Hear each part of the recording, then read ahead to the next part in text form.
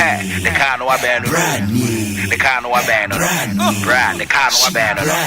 Bread ye wajina kunyao ishiraka neat etiefonyina ozioma adakabri oribo baby the car no abandon.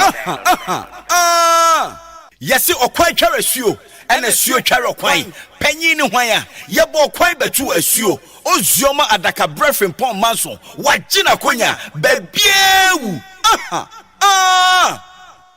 Yamama Tnasio na Yamama ha Yefri neat 100.9 FM so and say ye ba mana sui na ene ejuada sana busumi na ye womu ni da etosu edu enum afi empinu aduonu emienu mam se abodonko apahu edu emienu eye aduonu emienu na ensama edaho edoso se bedema ti ene ni nyina ne se betena se na yadwendwene ho wode hye hene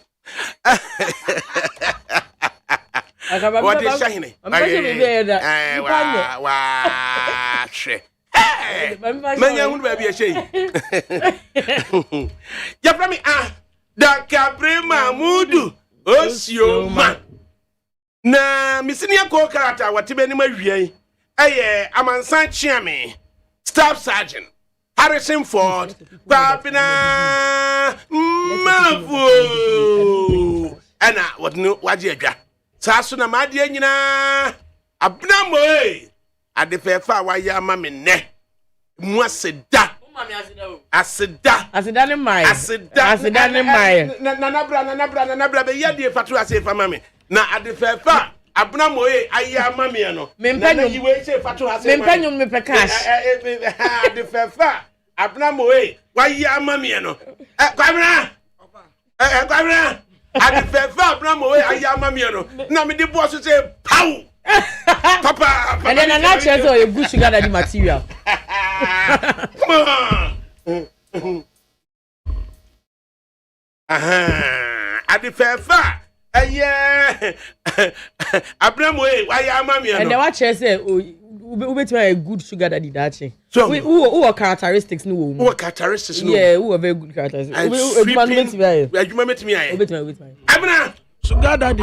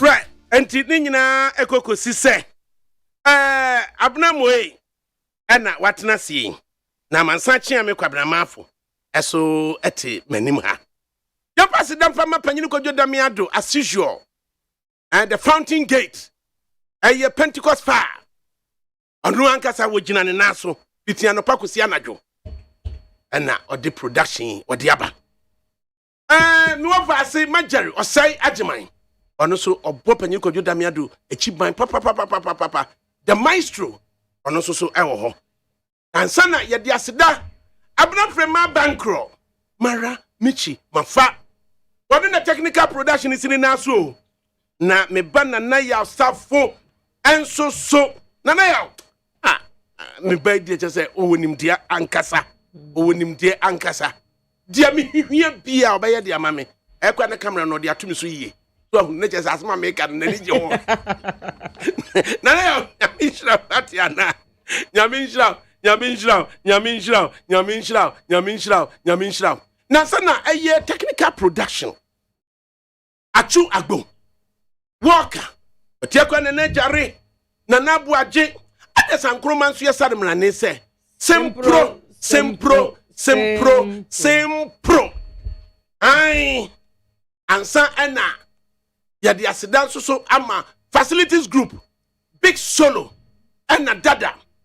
Ana Godfred dodo no friend you plana ai ansane de aseda ede ama eye mapuna ana DJ Bosco na Milson so yasanmra ne sen tatai antum se bibia ekoso kama ede amayen ubetimi a WhatsApp yen so a number we de WhatsApp yen ni nkomo aye bedie eye 050 600 0909 repeat 050 600 0909 encore 050 600 0909 Abna Papa over nie na di ohini na bo ama to say aye papa of Adam papa papa hello testing mic try to testing Adam testing Felicia me aye ablekuma man here was say awie wo hweyen sa so ena na nakua mo aboate on Facebook live. I say good afternoon, Father Cabri. Azema Ventures were chronom opposite the market. I say I urge those vying for the flag bearership position in the MPP to campaign about what they can do. And I say, Oyibo Buatin, Achumanye Behi, Alan Chematin, please call Hopes in Adoya to order. And Ode Ebaye.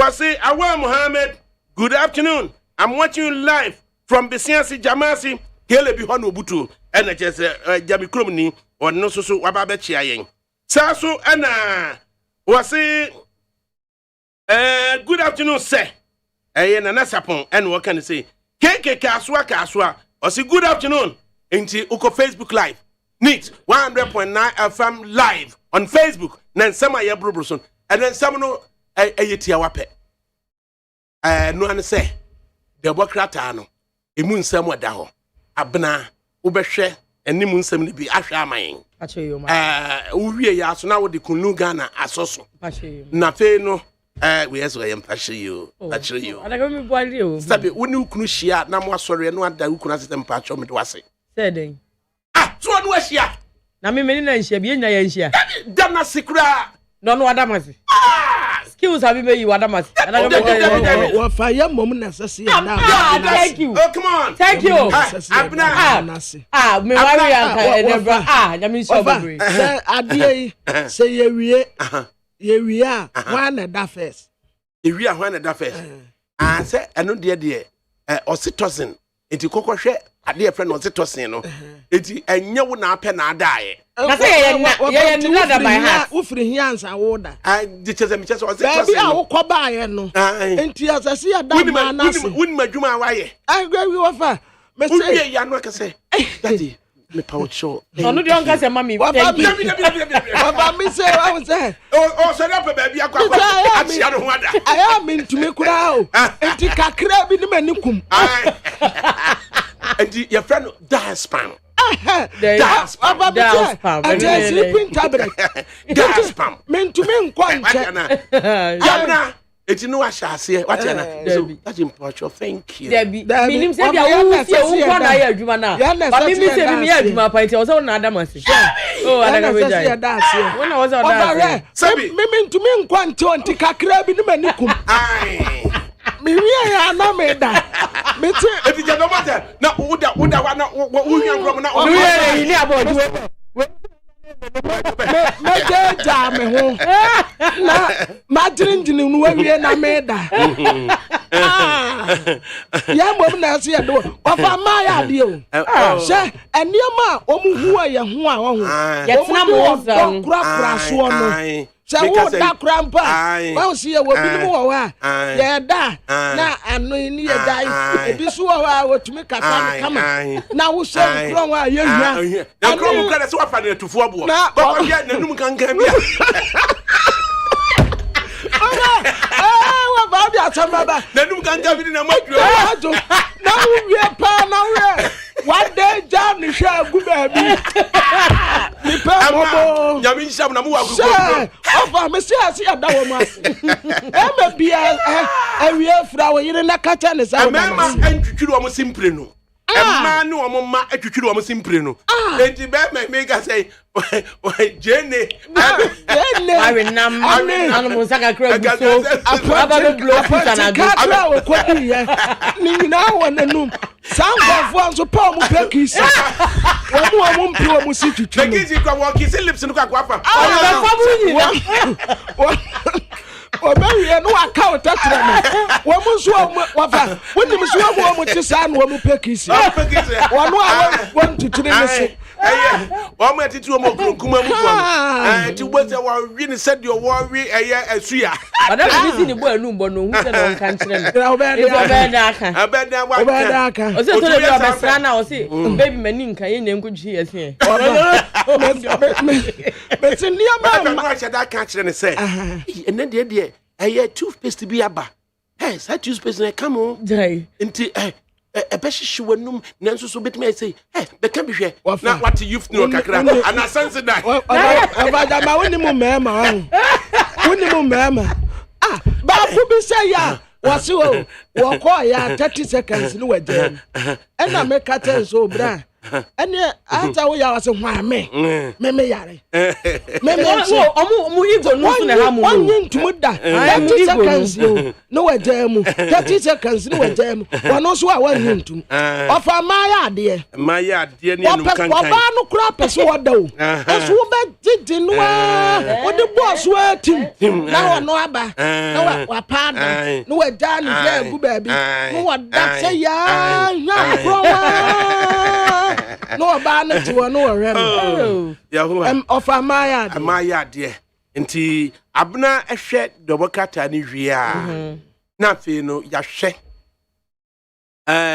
enei Ghana Revenue Authority na unso omu ya busuakuo ya ka GRA omu ya busuakuo eye anuanom miensa baako ya tete internal revenue no ena baako ya tete VAT no ena baako ya tete customs it customs kwa do mu din no ayedan aba say domestic tax ayifo no internal revenue so ahono and customs for no so ye custom division enti asemwasi customs for no a wo nim wo madwuma no omo se o adenwanwa bia nsi na abusua kuro no eti GR no a wo no wo hwe your friend say no man me ensa nyina so no o say afi na me study de we yaka enti enne eye de commissioner council companies a wo mema wo mo sa advance ruling no sa discount ya can say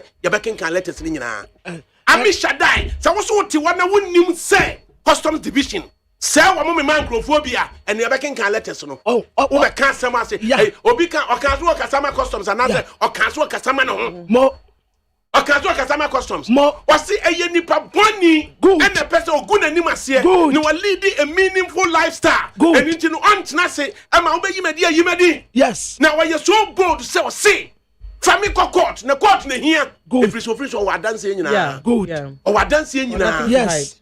So will be about say emramu now what you say large taxpayer. Yeah. Large taxpayer. Yeah.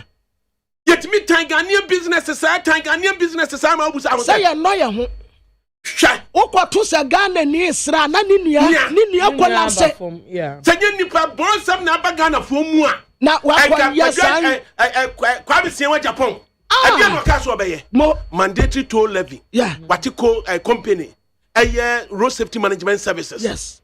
And now or say ye de be yes adwuma we say road safety for and na kofa de aba. Awia kete na yakosia da awia. And the transport minister or sit there, metwam won and the John Dotini baby. Ghana near Jumano. Ghana near Jumo. Sad time, no. Sika, a free EcoBank, $20 million. And EcoBank, the Mayo, the Cototo, 31 recovery trucks. I don't want to see what they say. Towing trucks, I can see. Now we know my buy Ubedruye. Was who and I will say, what him. And on the Otini baby, no, I would have benefited. Just say, ye 2 year negotiate, 2 year negotiate, and walk here. GPRTU, the mother of all unions. Yeah. I say, what do you want any members? Who accident or highway so into members, no, or would you best subscribe to a contractual agreement with road safety management services? Now, Omudia, Omukabia encounter. Challenge with highway so near Pakoto. If we say, Yakin, boss Baku esi, a year Pokuas Festus, and now was sequine. I say, and was sequine. And now road safety management service. Highway in Chensey. Highway in Chensey. No, siwo. And now road safety management services struck no. A bet tree. And what you could see, Amasama bus stop war opposite the police station. Yeah. And now Oche 1,800 cities. Yes. But 1,800 cities. There's a VIP war over 800 buses. There's a VIP resolve. We say, and there are many road safety management services and conquer your agreement. Yeah. There's a boss no be breaking down with baby anua. You bet you are afibia 200 cities at the amount 200 cities afibia. There's a boss no a break it down.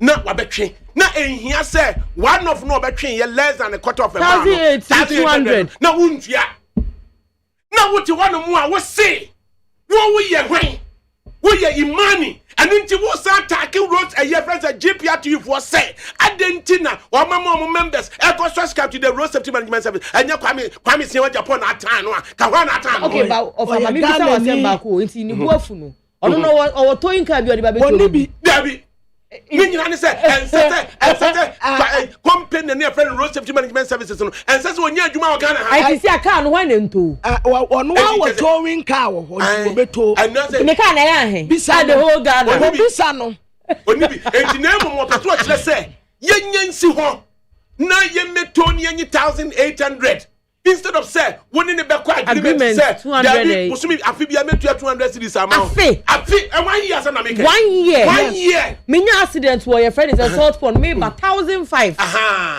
1,500 it no be better 200 this o belong to ekuo bi your friend AA and RAC so no e UK asem esi ano no and belong to say would be road safety management services and the international can break it down and sana yaba be 2,800 bus no abeto the amount afena wunya sika amfanya dey and you say make us 1,800 no abranche yinya and obom pempen and the car na suni ho and say and it took me to the head office of road safety management services and na me stress empty Alfred Mechiao me stress was no 1,200. There's a minimum manage such an entity. That's the idea. This would help you. Come ni enkonko agreement with them. See a car breaking down no money 200 cities. I think it's abas no on 200 cities affair. What you want was me we man in a men so. Now we inciting members no against GPRTU. Now Wama has he come out to give the problem in United say you zoom line papa no. problem I don't know. That is the problem. Enti apetie na menkenkan na menya nuta ma menkenkan so ma menkenkan chiro. Ma menkenkan chiro. Ofana wo ansa na kura wo beba no. Wo wura kisie jaben no. Kan na menkenkan letters no. Kobra. Kan na menkenkan letters. Kan letters no na. Menkenkan letters ni nyina. Wo bebu abrewa na wo beti adoma nkoma sem. So wo pay investigation pa won ko Ghana Revenue Authority. DRA ho so wo se wo pay investigation baby akata se on ko DRA ho no won ko se Ghana Revenue Authority. Yes. Customs Division. PO Box 68, Accra. February 20, 2018. Or address a letter to the Managing Director, White Capital Foods Limited, Takrade. Good. White Capital Foods Limited, Takrade. Or say, dear sir, re-application for graduated valuation vis-a-vis benchmark values. This has reference to your letter on the above subject dated February 15, 2018. Okay? Or they call February 15. By February 20. 5 days, no, good. I say, after thorough verification of your import transactions, the Commissioner General of the Ghana Revenue Authority has granted a 12% yes. discount on the benchmark values for the next 90 days. Good. I thought they said of a mamenka bin fanfo a wode no so. Sans say no, 2018 and then Commissioner General Kofinti and Crentel. Ayan say to was say said the beya omuma Ghana dumaya for businessmen for what to omunti. Omunyan sans say fama womu akra number. Na womu akra number no. Sa wo kra namwa 20 containers ya 20 containers ya yamau 5 ebruko 14 so a yamau 8 ena 40 and above nso yamau 12% enti ayamra owura rental ani kofinti ya edaho and was say the graduated list of value is valid use up to June 25 2018 after which it expires. Good. By copies of this letter, the sector commanders, Tema Takrade, Assistant Commissioner in charge of Customs Technical Services Bureau, CTSB, are to note and act accordingly. Isaac Crensel, Commissioner, Customs Division. Excellent. When what am I 12% no. Next one, Crensel Kronoa, the Managing Director, Portrait Limited, Fishing Harbour, Tema. And also so the same thing. After thorough verification of your import transactions, the Commissioner General of Ghana Revenue Authority has granted a 12% discount. Good. And what the man no. Good. We're free one more call next one. And also Crensel Corona, the Managing Director, Pere Frozen Foods Limited, Fishing Harbour Tema. And also so saying, after thorough verification of your import transactions, the Commissioner General of the Ghana Revenue Authority has granted a 12% discount on the benchmark values. Good. And also so or they by as a council and what they call it. I think if you understand the Managing Director, Franco Part Company Limited. Yeah. And also so 2018 February 20 no. And also so I say after thorough verification of your import transactions, the Commissioner General of the authority has granted a 12% discount on the benchmark value. Good. And nay, let us offer womu ya grant ya mu ni ye womu a crown near 40 feet of containers. Approve 40. Manfo bi di anka ho ebeka se the managing director Amway Company Limited. I say after thorough verification of your import transactions, good. The Commissioner General of the authority has granted a 5% discount. Excellent. And the man no. Hey, Amway naturally no so no. The managing director Herald Trading Enterprise, Danso Miami, Accra, or saying after thorough verification of your import transaction, the Commissioner General has granted a 5% discount. Excellent. On the benchmark value. And now what the ban say? After Mianko share a year and a Juma GR4 or my year, a Juma GR4 or my year. I want to say admit to say. Na adie no ho good and na wo mu asuspend ye GR4 no so wo henefa GR4 no so e wo henefa GRA for no so letter no a wode buy letter no de buy ya nti yantu abuase na yankenka GRA letter na wode buy yankan letter no wano kura board no a wose management ne board ne the letter board no wamu ni wo ude tie ude no answer wode letter aba mate wamu de need yaman ya the letter no copy abrem kan letter no wase saying the board and management of the Ghana Revenue Authority has followed media discussions and reactions following the release of the ruling of the Office of the Special Prosecutor's investigation into alleged commission of corruption and corruption-related offences involving La Bianca Group of Companies and the Customs Division of GRA. Omuya miensa and na wayi Customs Division na sinchen meanwhile so no odi we aba no ono na the apex body no a governing board omo hwa miensa ni nyina so unse di ka kire internal revenue and am kire VAT and na customs and as say na otwero ye no and na we say ye can customs asem afetie. The authority would like to state for the record that it accords the Office of the Special Prosecutor the respect and the dignities that the OSP carries. GRA continually looks for every opportunity to improve on revenue as well as block any leakage. To this end, GRA is studying the outcome of the report in detail and will not hesitate to ensure that per its mandate, all processes and procedures that are identified to lead to loss of revenue or have the potential to lead to loss of revenue are blocked.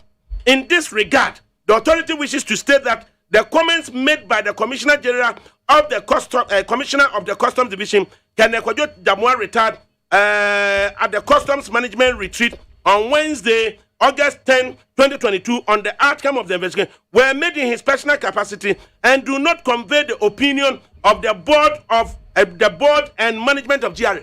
Ojo Damwa recording wahinifa. Okan diabe lo kasa GRA na kasa. Mo asemo kan no. Wasi nipa bi ayade abenia. Etwitwa no ntini ana omo ne OSP na kwaye baako na waye wadwun so beguma nim ase me ma akwa ma nwu nim na nipa bi temte na anya yie wo so dia wo so aye no anya yie na wono ye di ka be ka kire no se wo se wo betwiro bibi afa no ho a ebegu nanim ase ana ono di nkrama se ensi aga ayo kwa na emum court no so wokọ ho no wo hwehwe tanka de be court na yete obeye we e dia beguma nim ase na wo letters a wo oba wo ho no na wunni sa letters ni bi sa letters na making gain yes letters no na wunni bi say ni predecessor gavo ni predecessor cancel na oma grant sa de obi in line with the stated processes right and na okan sa asem we say nti wu ti won na me Shadai amon kan kire ne say asasi radio omo na GB way me chiamo and the assassin radio say ye be yimodi ofana se wa woni se da bia metena ha ka se meka da bia wa ha se special prosecutor wose wo pe ba bia obenya corruption wo na kana kojoda mo ade ne asa wo ha wo enti kana kojoda mo be ye aduma mfie bebrebe de wutumi nya fa ne wani dia ene ya wanko for Ghana Revenue Authority, never Reverend Amishada wo wusu amu anu atina wo na kwaya investigation na hwe niyama wo be I say GRA wishes to assure the general public that prior to the release of the OSP's report, it has taken steps to streamline and improve on the processes of accurately determining values of imported items and products. With the inauguration of the new GRA Board of Directors in August 2021, the authority took firm steps to deal with practices and procedures that had the potential of reducing or not giving maximum value to transactions at importation. One of such measures was to give a directive in December 2021 that with immediate effect, no discounts or rebates are given on items or products at importation and to cancel all existing approved discount. We say mobile no and I say yentwa bibia mu sa ayi susu aye kan ya 12% ye kenkan ye no ya de mo for 90 days. Wow. La Bianca no ya man 5% for 40 days 6 weeks. Ya man 5% for 40 days 6 weeks. Into enjoy 2 weeks you know and na mo de ade we ba ye say ade no kura ye nyai obi a wotume kra 200 konti. Let the point come say obi nya ade a enimram na mo wona ma discount wo say discount wajai Okay, so what just no dey issue am mo we so now we have to cancel. It instead of 6 weeks, we did 2 weeks pen. Ya twam. Ya twam when investigation na wakoye no. Special prosecutor investigation na waya. Was a man to nyom mfre no enie. The 2 weeks dia wotimi benefit ya. Aya reduce value no at 5%. And only 1 million no. And as 1 million no any pa Ghana do matena se. Tell woman the 2 million woman to me a commissioner customs. And your friend say the deputy no operations no mo ye. Omo grant ya de you. When to me anka said the muadi and muani nko. And I was say 2 weeks now legally. Omo di ama no. Passes can san bra. And what di aba? 5%. Or di aba? 5%. But she 5% pe. Now what she have battled it in court. Because I mean legally she was entitled to that money. Special prosecutor and say when him ade awoya ka asem ase so the court. Put the court. Tanya mama no even did I so the court. Because when we saw the court we go siaga. Now wa kwatena ase no atwerɛ report. Now the same report we di ababa tuja ebe gu obi enipa wa bɔ ne bra sabi Ghana ha obi adi ne ho adanse ese papa yi die. Unya katasese ne proye bia enfam fofore no. Na wakoye sta investigation we e de abetu denti wonhwehwe mu a problems bebrebe bebi akro no bo ko other ministries ni sectors ko hwe kro no bo e koso. De wutumi kwaye ya wo ga ayi customs ya no we ya Office of the Commissioner, Customs Division of the Ghana Revenue Authority, and yadi memo abreno from the day when acting commissioner Customs Division and advice or say request for approval to apply graduated valuation to vis-a-vis benchmark values for frozen foods. Or say I write to seek your approval for an application of graduated values vis-a-vis the benchmark values from frozen foods in terms of the quantum of consignment per shipment of an importer declarant.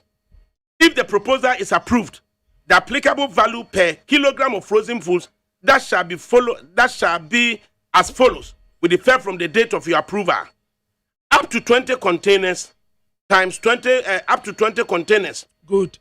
20 by 20 containers, 5%. Yes. Above 20 containers, up to 40 containers, 8%. Of another above container no, 20 Yamau 5%. And now a brute 20 day cronswa. Yamau 8%. Yamau 8%. And I say over 20 no, above 40 Yamau 12%. Yeah, 40 day cronswa Yamau 12%. It is say that. I just say cancel and actually I'll let you. Good. That I'm not Commissioner General Neti ho. Yes. Yeah, what you done me and the budget. What someone can no credit. Can kwa ube we say kofi nti kurampo no.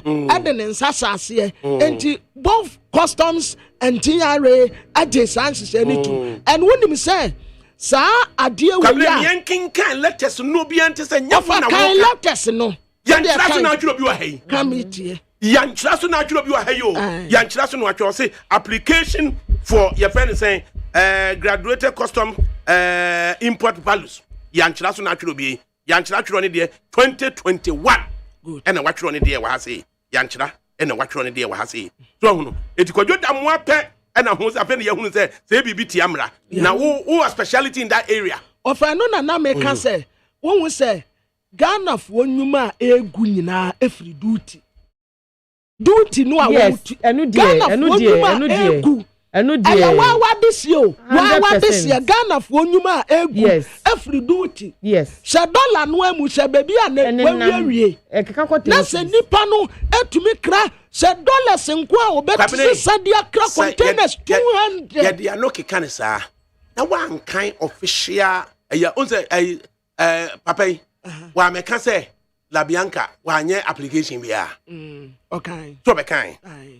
She letter GRA e de kokoma La Bianca. April 20, 2021. Or say GRA na ka say you. The chief executive officer La Bianca Company Limited. PO Box 596 Tema. Or say dear madam, re-application for considerable customs import values This has reference to your letter on the above subject dated April 6, 2021. The Commissioner, Customs Division, cannot grant your request for consideration on your customs import values. In the light of the above, the Commissioner, Customs Division, would grant a markdown of 5% to 10% benchmark values of the following products, dependent on the quantity imported: chicken leg quarters, hen leg quarters, chicken backs, hen backs, chicken franks, chicken gizzards, chicken drumsticks, mackerel, herrings, turkey, dentist sprat, sardinella, turkey wings, turkey wing tip, pot feet, beef triples, beef snivels, beef feet white, beef feet bent, hen wings, whole hen, and lamb breast, lamb bone, beef glottis, beef snout, beef mask. The accepted offer is valid until October 20, 2021, after which it expires.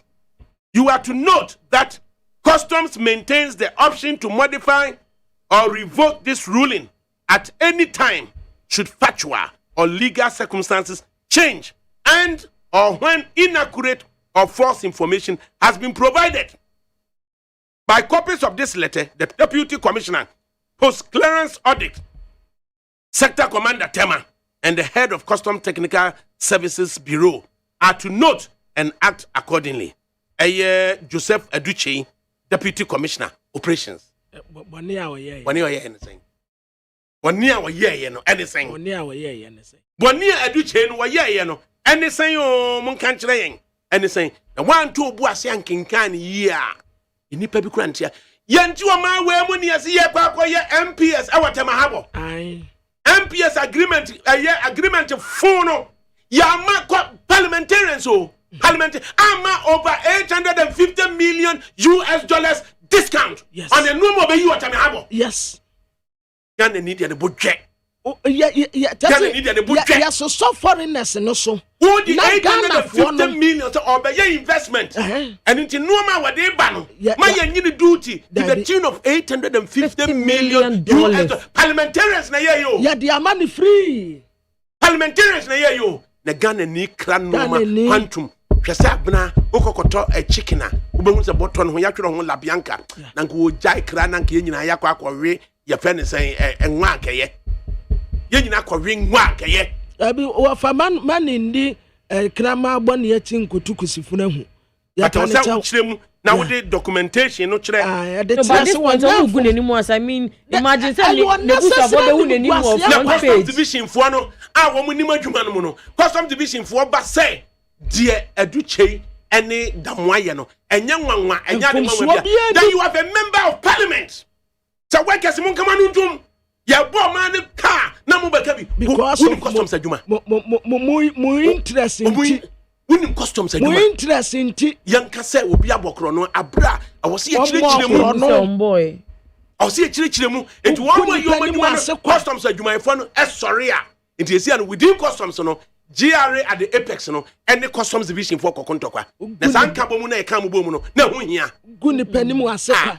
What na bi nanka wani wanu mu a na ba won hwehwe ni mu oh papa etiase pa na kata asese ne proye de akukura ni no da bia ni patiase a monka na de papa a waye wo wu pe na mu dimirika makogina na yiase na mo kwa akoto oseye ni pa bone samu akwa ni pa nya mo se wo ye na juma o bedwiri mu kinkan we ma mintie na mumfre abrante we ya ne hometie no kra mfa me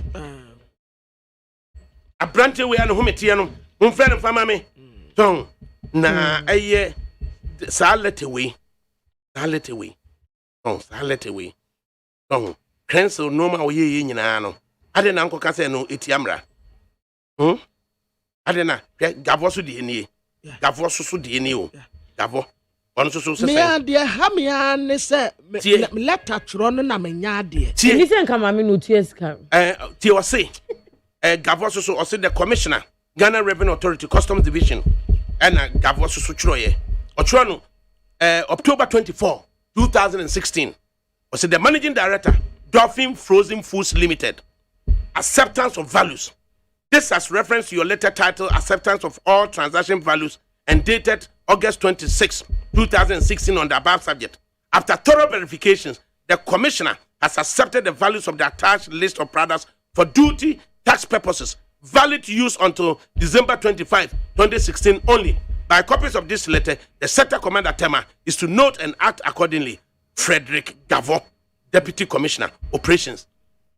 Adia Gavoye, Adia Krenslaya, Aduche, and Damwa, and Quakoye, Bia Damwadi, Yedo, Damwadi, Yed. There be wafa. Na so what a friend to me and Sabejama Nefra Kukwentua. One more. I am one more. And I am cough for Yada. JKB. GBKB. What a friend to me and Sabejama Nefra Kukwentua. And you are Mwada. And you are Mwada. Any ended on them. There's a letter, say one more. A year dana, Adia Gavoye. Adia a year Krenslaye. A year Damwaye Bidia. Africa say illegal. Mia wafa dia ya me yane say. Me nya dia wo letter tire ho. Ka me tire letter dia koma special prosecutor say. O pe baby a obenya kata asese ne proye mu gangan toan headmaster sia. On the Uncle Ghana Revenue Authority. No onko ye Reverend Amisada Usuamo. Onko ye investigation wo ho. No one sade. Your friend saying, Gav letter back Susuni, the managing director, Franco Pat Company Limited. Yeah, Franco Pat. Acceptance of values. This has reference to your letter titled Accept Values of Our Products and dated August 29, 2016 on the above subject. After thorough verifications, the Commissioner has accepted the values of the attached list of products for duty tax purposes. By copies of this letter, the Sector Commander Tema is to note and act accordingly. Frederick Gavo. Wow, wait. The company is in Yanya, and La Bianca. I said, the team is so dead. Aye. La Bianca, over everything. The product, La Bianca, no over everything. And then I'm on the sir. Product near. Baby, La Bianca. It your name okuta 80%. Now, you don't come here, Japan. Yan the same thing. Yeah. So when we are astute businessman, La Bianca, ya yaking, woman in the commercial school, Abna. Obajini school fees no ku school na or the akwakofa fish or tema waton attending around and wako. Wow. Into who the businessman so nya obeye name who the fish manwa within 1 week and obey double a year sikanwa into fish no awura ni mu no or you obabesia in fact 54 years I've no good 55 years. Wow. So no and why you no ho ayire no ho na no na wo he that to know more leaders no omobu afuo ene attack no ababeji adwuma no asem no no enti ade adidi kwame Japan ye didi no ebia na didi we na nkanya sa enka JPRT for so na ya agreement over mandatory towing levy o se meti imani na menti ase adentina JPRT members ya ntwo so aba ya anyom sei ene ye de adwuma komo Eti chesen kabroni na dini sika koto 31 tow trucks ba ya ekwaji $20 million ko banka eti kabroni ni de ka be ka se omoka yemfama no broni de yemfama no achina ojo chire matene ne AGI for kokasa e wala Palm Royal Beach Hotel inti Association of Ghana Industries Trade Minister no mu share abena wonka de ne e de asempa no koka chire omo wa Ghana adwumayefo na wo mo bre enu de duties wo mo bre because it's a due to China no one Association of Ghanaian Industries Asia wala Palma wonka de na nchire wo mo adakabri misem bisawo na duty no so mote so ana say ye ntimi nya Freeport nsa mani bi on ye bia ko ni begu on for dia wo mbenya wi nti wo koye Freeport adakami ye Freeport how will Togo and I get Togo Freeport Togo ya ye mami nya interview ne mra yeah mami nya interview ne mra mami nya interview ne mra mami nya interview ne di no akoye Freeport man of God eye nana kwadwo yeboa mema wa ha Ovadaga. So. Kwadwo na what say? Unyami adum of our pipe bond of 20. E wo hon kuma won kwamu. E da nyame ase. Na wiade na edwa wo ho a wo susu bedwa ye ho yi. Ovade edwa wo ho na edwa me so. Yama Okasa Yetin, our former bay, India. And no anything as And not only that, a coming of ADAKABRI are not coming. hey, It's the appointing down of ADAKABRI come up baby, and then we are welcoming, and no one they're pushing Yama about one. Yanni more yakakra. Sir, a year customs for one more minimum majumano. One more penny in a casa. Sir, a dear my enemy, the one way be a bean seed that. Na gava yebi, krensla yebi. It was deemed legal. It was carried out. Na mimi be yebi dia, one never got a illegal. Na customs for no kasa. Then you have a member of parliament. Oh yeah, you more customs that mean. The be customs for Munkamanuntum, customs for Munkamanuntum. Now will be well, I'll see a protected revenue. I'll see a protected revenue. Sa MPino on fair ni papa akokura jumada. Untria ne driver kura social security. Ne driver social security kwa untria. Sa MPino ne driver social security kura untria. Na will be a fanipa 500. Etria wa mubi be a tuum social security. Na wote ho. Na customs for minimum majuma. Enim se flinkojo hey. Adia ye na wo to one ma na be catch wo dear MP say munkamanuntum ne protected revenue. We Pajama mitio. Oba, Redasina, what's the point now? That document are working at CA, you know. There be evidence, there be a ID actual letter, the Command Commissioner General. Or back in kind, baby. Over here, let's for apprentice school. Penny be that technique. And was directed to Commissioner Customs Division that please process this document. Yes. About it. Such as a Panina Adiatum. It is like. And he said, Obi correct report, no country was said. And yeah, because of Commissioner Customs, the man approved by man, everything. And to me, I processing those documents now. That's any part of the for. Because Commissioner General approved. Customs Division, natural letter, they are Commissioner General. It is a Commissioner General, natural letter about 1 thing.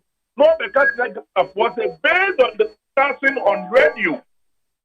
No, not so for. It's Commissioner General, you're true for the Edikan.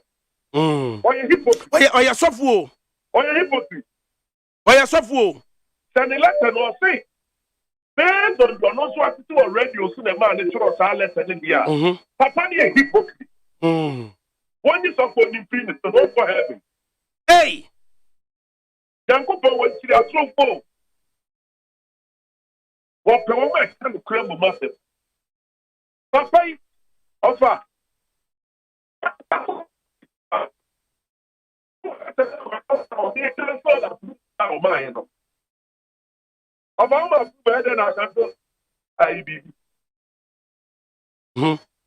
Let's ask in China on one air capsules that approve our demand. Now, offer that's one secret to be man. I'm the one young callers and so. Or now your friend of Edu. Aye. Deputy Commissioner in charge of operation. Papa did a fantastic job. Now, kind of letters, now kind of also letters now. One one can say, I did letters in there, no.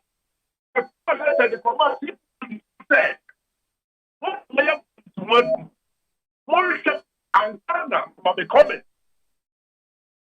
And about message, what he did is one of the Babons, they said, upon the investigating there, you know.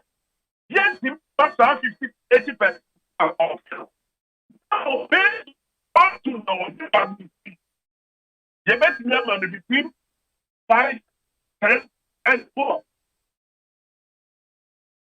What the kind of will be able to offer percentage. Now, offer the two of him, I mean, kind of let it be Punya, that let the way being in time. Come in here. Where yeah, let the way. There's also a 2016 company after the dolphin frozen. Offer that time not over for the Gabo and the war. Our young commissioner custom. I deputy commissioner of police, sorry. Offer also let me. And the command dolphin frozen food. Now the letter was no. Approved or not, you did not dolphin for in 20. Yes, our transactional values. And almost a benefit now. Yes, I'll be a bit. What say you have to what they got it? There were minutes after you. When the other guests, that practice was ongoing. Now, for my minister, they were to a room. Now, for the cup on things that will work for talk, I came to my. Now, we're talking about Copa. Of us, the about 5 cities. You're quite so for top of the development 5 cities. Of a business. Aye. The war for talk, I demand 5 cities. There are no quite so for top boxes for 10 no. Because they opportunity, they be at the moment the 4 cities person. Aye. That may not to make me a cotton to a young passport. Aye. It is first say at the world trade for me. The only important the quantity no above a certain threshold. And if I qualify for 5%, and above a certain threshold or qualify for 10% or qualify for 12%. This particular approval, Labian Kenya, special procedure about Labian Assembly. And then Labian can find the benefit to you. Franco passport. Of your company to be there. My member company is needed. I also benefited from the same percent. Current frozen I benefited 12% in 2018. Not the money commissioner. I am frozen food. I benefited 4%. Not the money commissioner 2018. Labian said that 12%. That's not the money commissioner.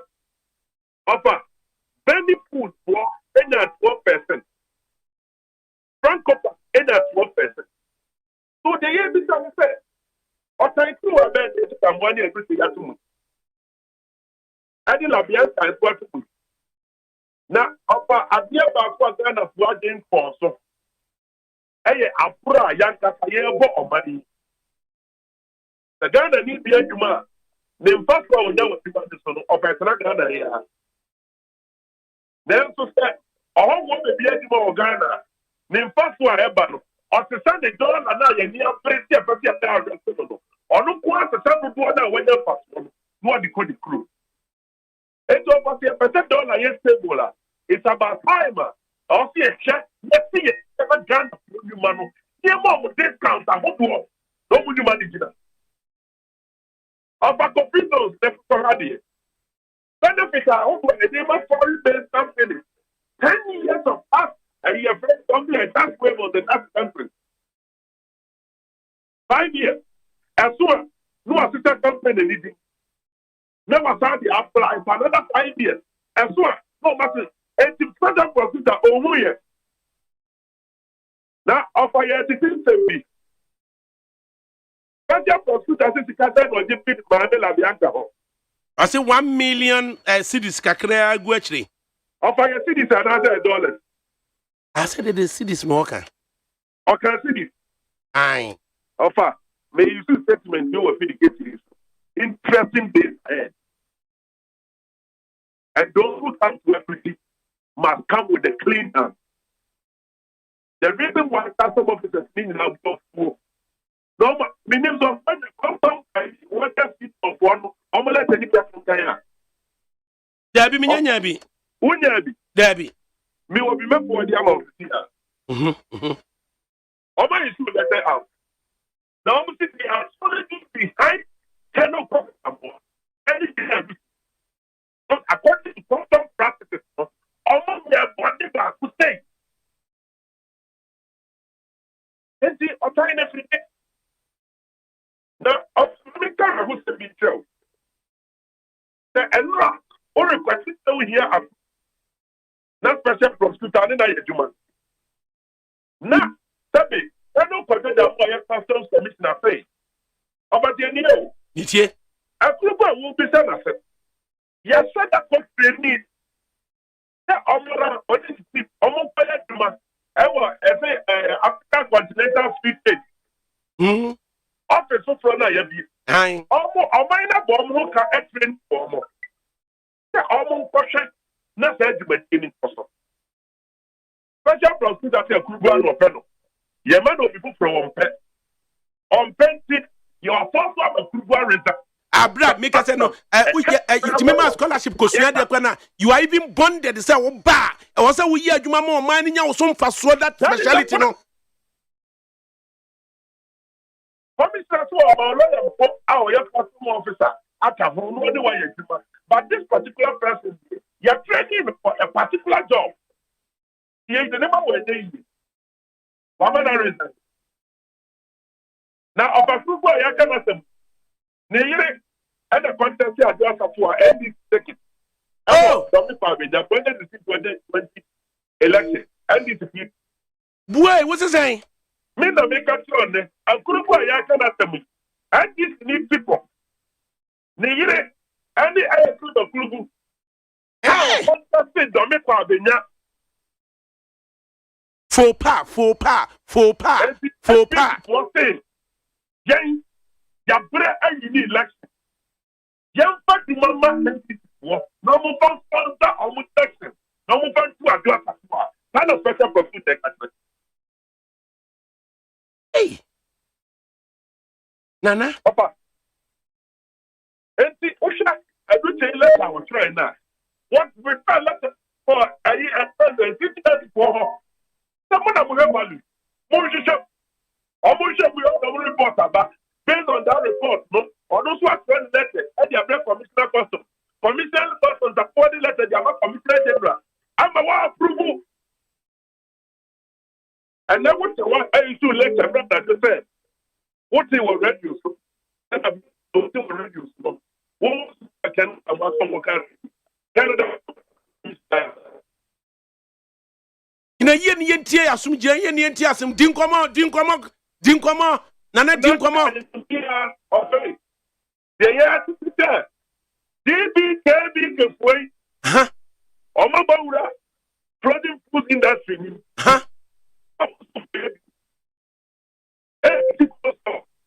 Yemu obi adima na. Wamu koye kosto ani bi nti yemu obi de na wamu de no. Ade ne ye o me. GBK way.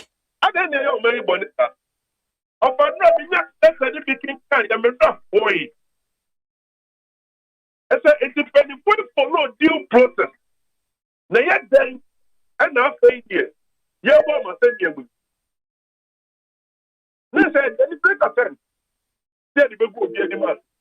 Na ọ̀fàdé ẹ̀ bá kú àmẹ́hún ẹ̀wọ̀ wí àti màá sẹ́ ẹ̀pẹ̀lẹ̀fọ́ wọ́n sì bí ipò pọ̀ pẹ̀lú à náà ẹ̀nà sí. Enterprise. You better a dollar to my ministry. I understand yet, and you declare quarter. And then move enter you. That's where sitting for TIR. You better know.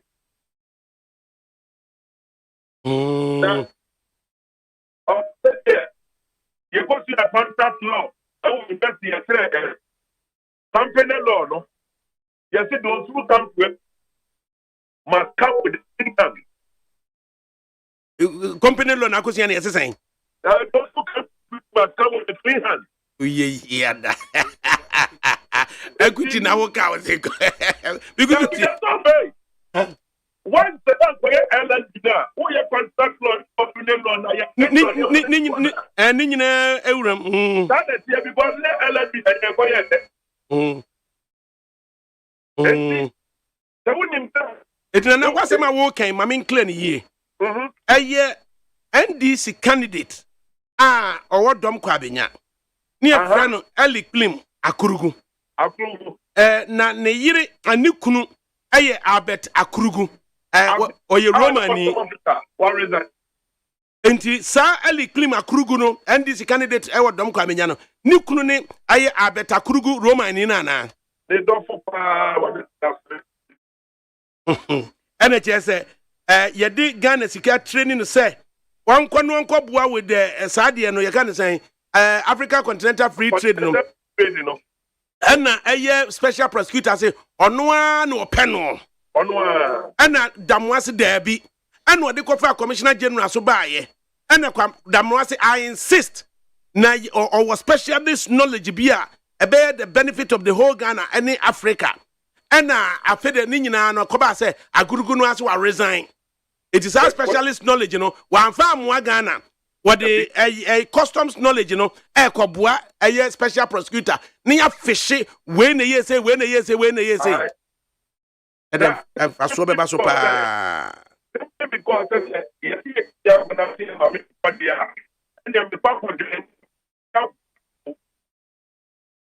Nana Jina ye. Jina ye.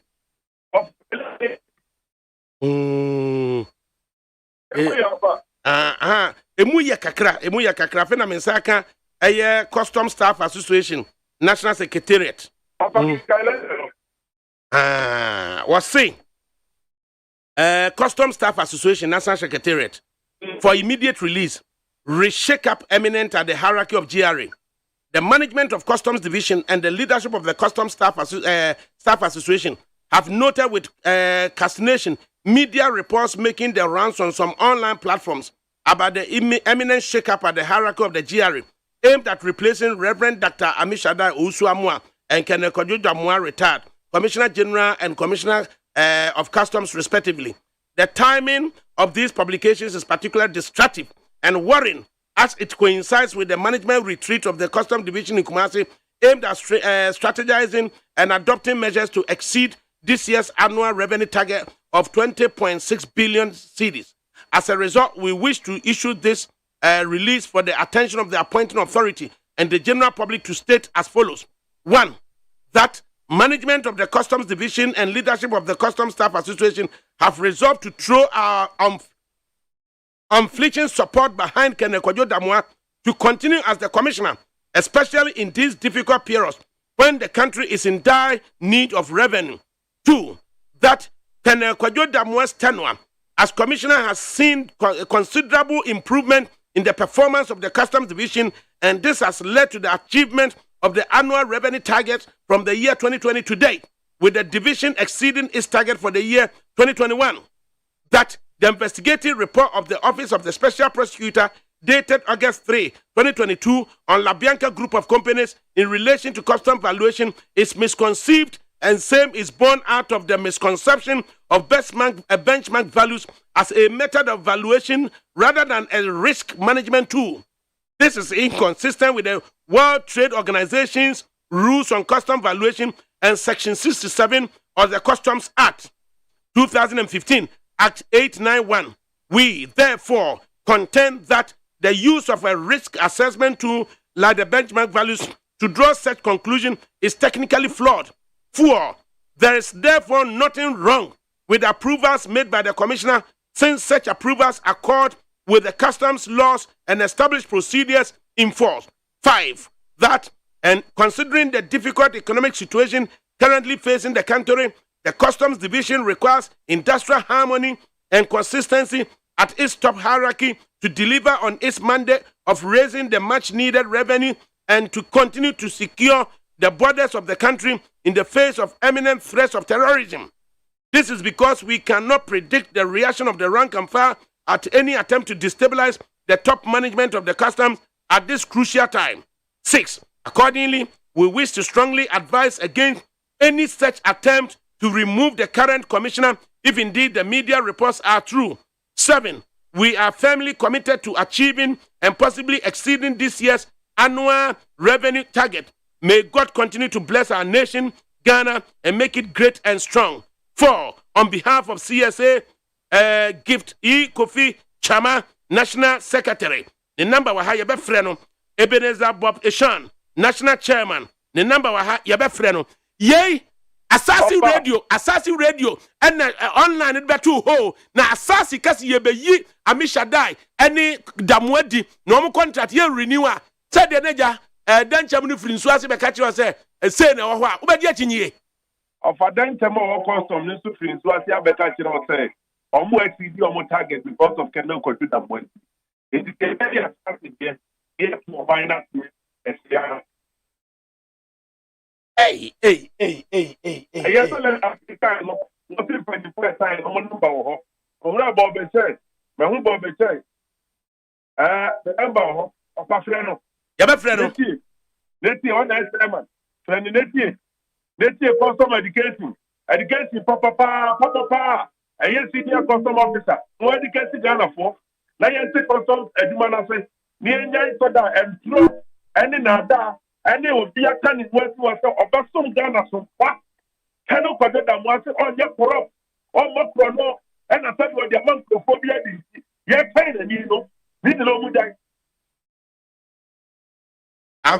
obeka sa naniama avena customs mpanifo issue sa release mpanifo so mo tagu fom kotodwe furugu gra amema yensesa se mamonko abonten ka se mamoka mamonko bude mumra me nya meeting obi an go meeting ya oh so we are customs ni so opa that's the na kata omo sie ka sie ba ko ne and I host no you did what you tell me say now then to the media address the TTC and the big cabinet was a special prosecutor read the report for the control in media about the media and I'm so much coming from one into the same media now we use them and no one to the resolve issue Mijini said Ghana point now of the past see a bit me a give record to a bit main court for not seven yet me and me my Beneco for the needs for the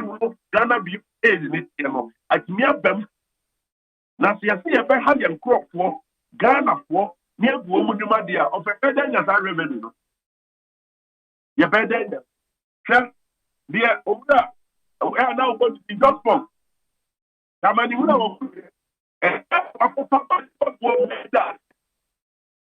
the subject here simply because it's be interesting. As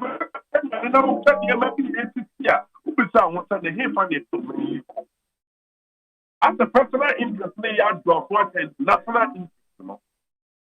Many of them are the American so the new Ghana Maimo.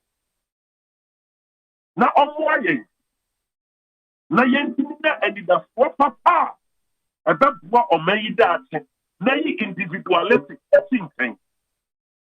When I mention etiye yempan se oman ya yetimi na do baby on my office bi na obi wa ya na ya accord office no so much respect enti say office ne kan bibi na bia wotna se na woti radio so na ese wo counter se da bia de we de say na tia na nipa bi hwe yenko Facebook live ye ka say kura no Aminu Arimi yaw na hwe na se o say when journalists start speaking from their own stomachs and obusa so you know more than the special prosecutor and was the or shut the office of the special prosecutor now ofri say omuntimi nyam from so the special prosecutor in customs route than the custom officer and now so obusa yo it is special prosecutor onim custom rules no as the custom adwumayefo no ya pretty bo no MP ya wo ka say MP Mutala onim customs adwuma sene and the yanti ma we mu na MP for ma MPS for $850 million discount on duties also mutua. Opa me say okay ma be transaction okay police officer maybe I know here commander on East Legon it will be by about 1.3 million gold fraud be ana de what to when anybody know anybody we have to get a bit in the line. And that's our police and all the native investigation officer prosecutor. Ghana phone team, normal pass of judgment. Ghana phone team, why Nana, Adia, Tawaswe, then some of the doors were the baby, it was a pa. Oh, God, Mr. Makura,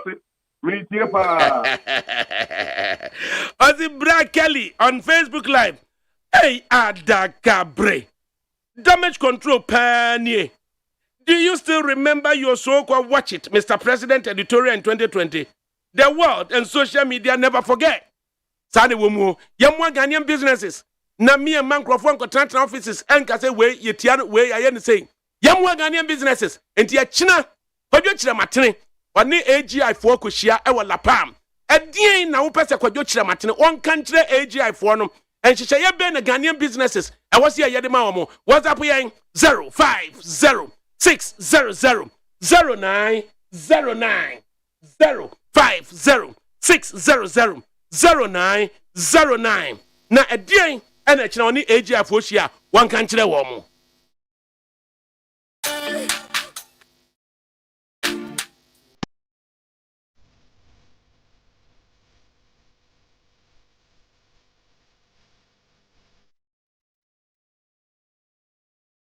It's FMU!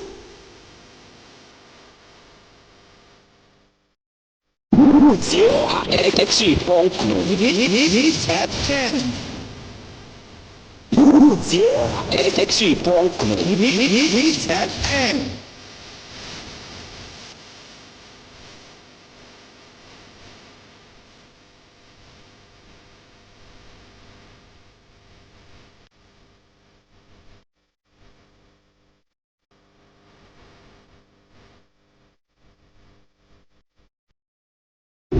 It's FMU!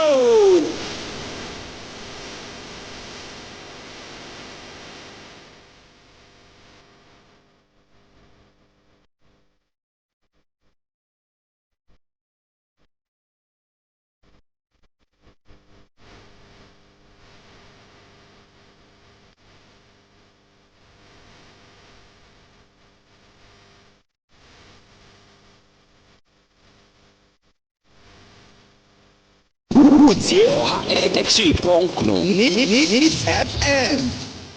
It's FMU!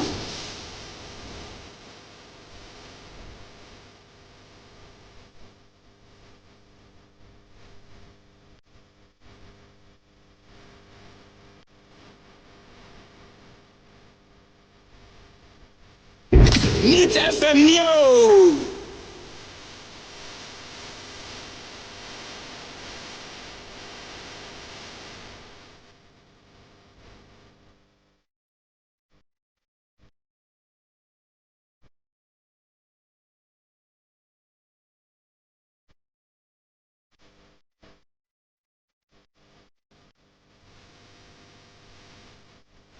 It's FMU! Exit point no. It's FM. Evo ko pepe funu no. O bia no ho ko evie funu no. O de go tutu ni tese.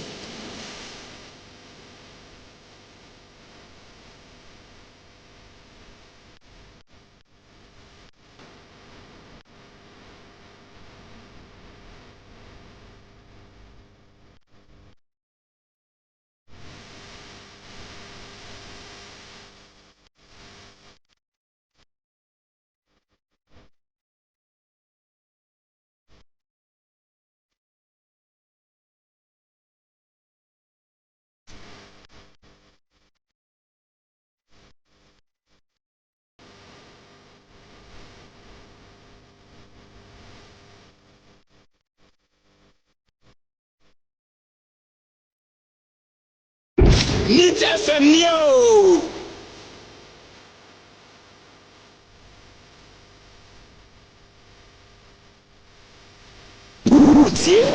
Exit point no. It's FM.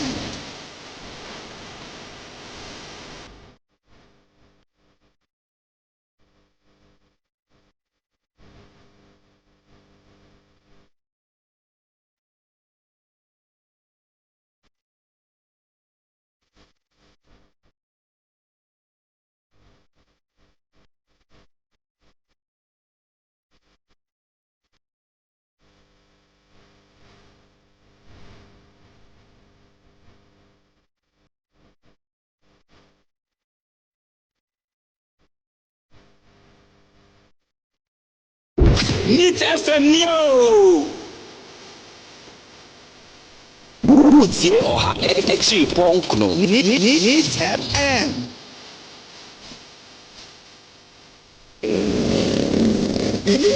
Evo ko pepe funu no. O bia no ho ko evie funu no. O de go tutu ni tese.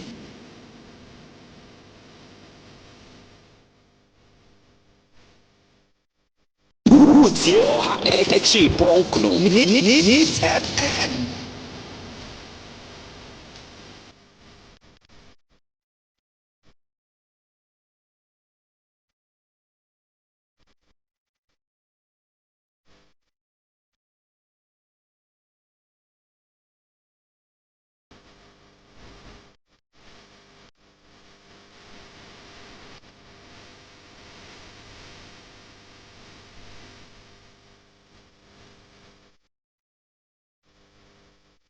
Utie Oha FRIMPONG no Hit FM.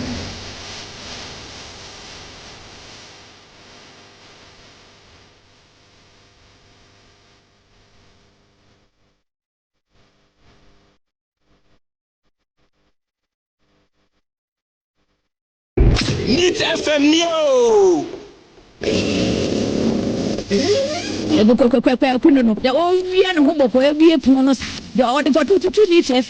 Utie Oha FRIMPONG no Hit FM. Hit FM yo.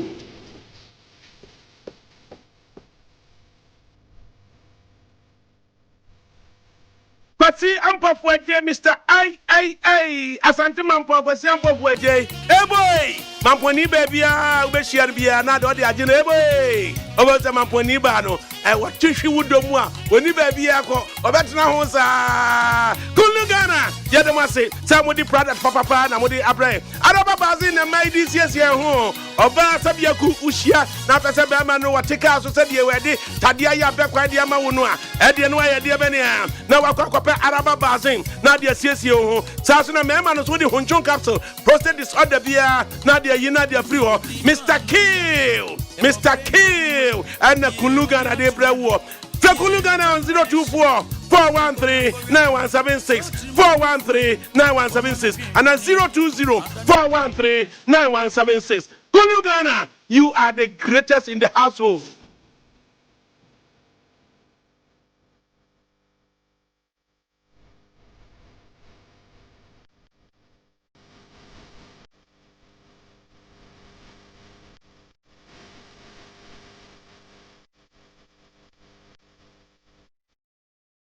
Yo pass back up a year now, some for a day. Who are multimedia? Now say we are Michelle. Hit FM yo. Utie Oha FRIMPONG no Hit FM. Yamina, some Akuma Monya, group of Jediampo, Sagana, and ye, Yamuna Medica, and the Nukulamuna Misus was said, Mijidiana Medica, Meyamamia. Hit FM yo.